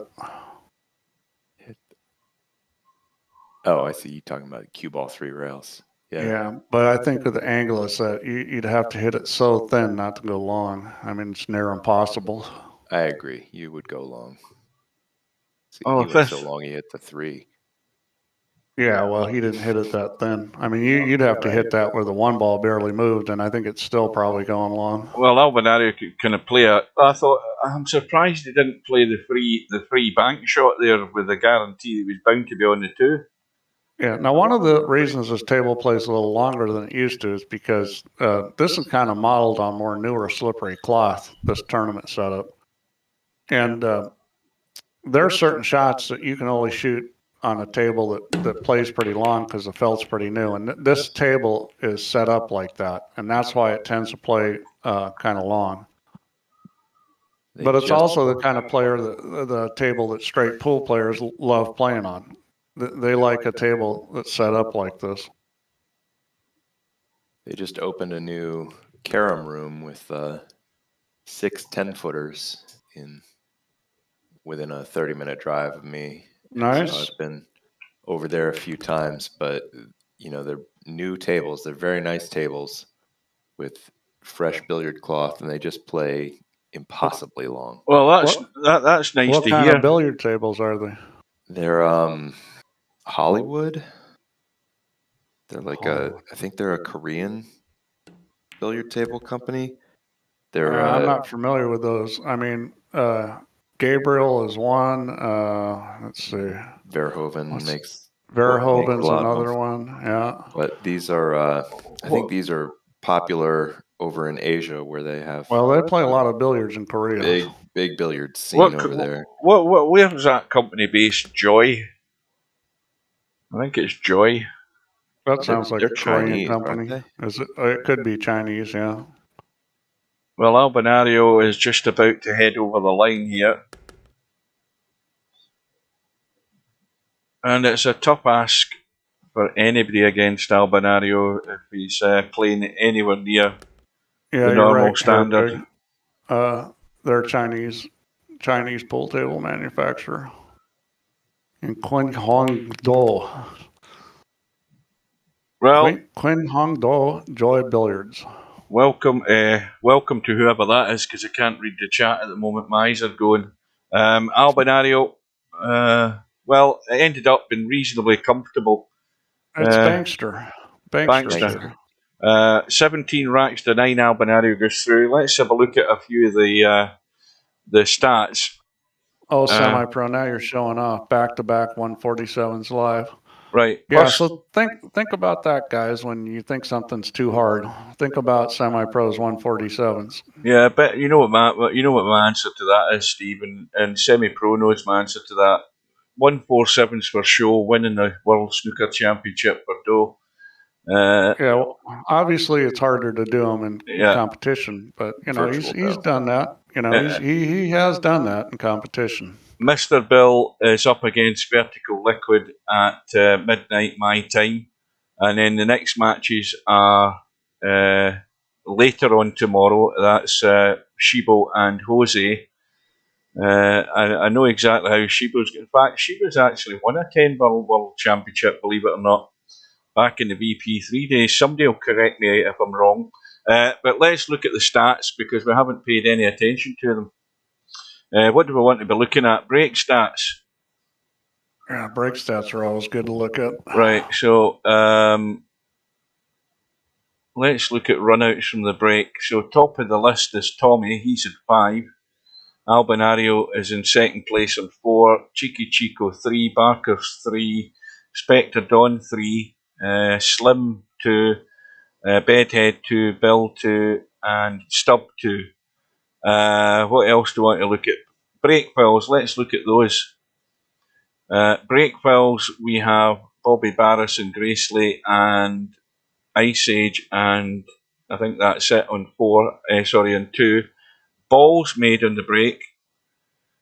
We've got Bill, who is at the top of the league there with Snake Eyes 1.45, Snake Eyes 1.4, Vertical Liquid 1.3, Machine 1.1, One Pocket Slim 1.1, and then there's only 1, 2, 3, 4, 5 who are averaging a ball in the break.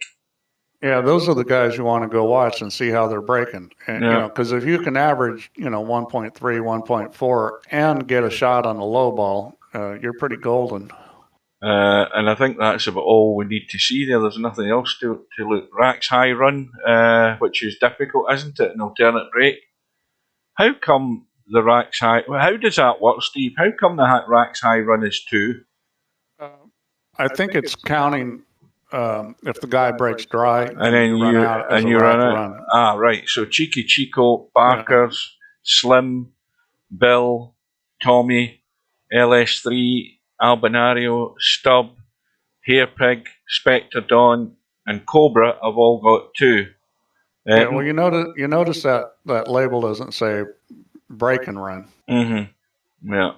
Moneyballs shot and Moneyballs made. Let's look at that. Now, obviously, some people have played more matches than others, but if we look at Albinario, he's played that match tonight. Look at his stats. Yeah, well, that's how it should be. 100%. And then there's a big drop down. Cheeky Chico is on 93. Tommyy on 88. Then Brain fell out. Stubbs down. How come that? That's a weird thing. How come the stats? Because you sorted on how many they had. Right, I've got it. Sorted on the percentage over there. Yeah, I've got it. Well, there we go. So you've got 1, 2. Well, some are 100% because of. No, Ice Age has lost a match, hasn't he? But anyway, they've all shot Moneyballs and they haven't missed any. That's a simple way to explain it. And Stub, if you look at Stub, he's on 94, so he's missed at least one, which he has done. 18, yeah. You're going to miss one once in a while. I mean, it's hard to stay perfect in the whole tournament on Moneyballs. Yeah, those 3 guys there are all in 94, so they've all missed one Moneyball. That's Stub, Larry, and Spectredawn. Right, so the next match is in an hour and 50 odd minutes time. So unless there's anything else needs to be said, it's time to say thank you to Hairpig for daring to join the Madhouse along with Steve. And, well, we'll bid each and every one of you good night. I may well be back for the Bill match. I'll go and have a coffee and see if I can come to my senses. And Stubb's been done again in the chat. Screaming. Still at 7 p.m. I can't do it. I got pool league tonight, playoffs, so I gotta go. Well, I gotta go to pool league. I've still got some thinking to do. So anyway, thanks all for everybody watching. It's been good quality tonight. Well done to Albinario. Well done to what the hell match was it before? Because I've even forgotten the first match. What was the first? Muted. What was the first match tonight? I need Double to bring. Muted. I'm not sure. Oh, he's talking about. Yeah, it was that match, the Cobra match. Stubb had two of us mute him. Oh, I see. Yes. Right. So anyway, take care, and we'll bid you good night, and we will see you again soon, folks. Thanks to Steve. Thanks to Hairpig. And see you later, folks. Thank you. See you later. Good night, ladies. Good night, everyone.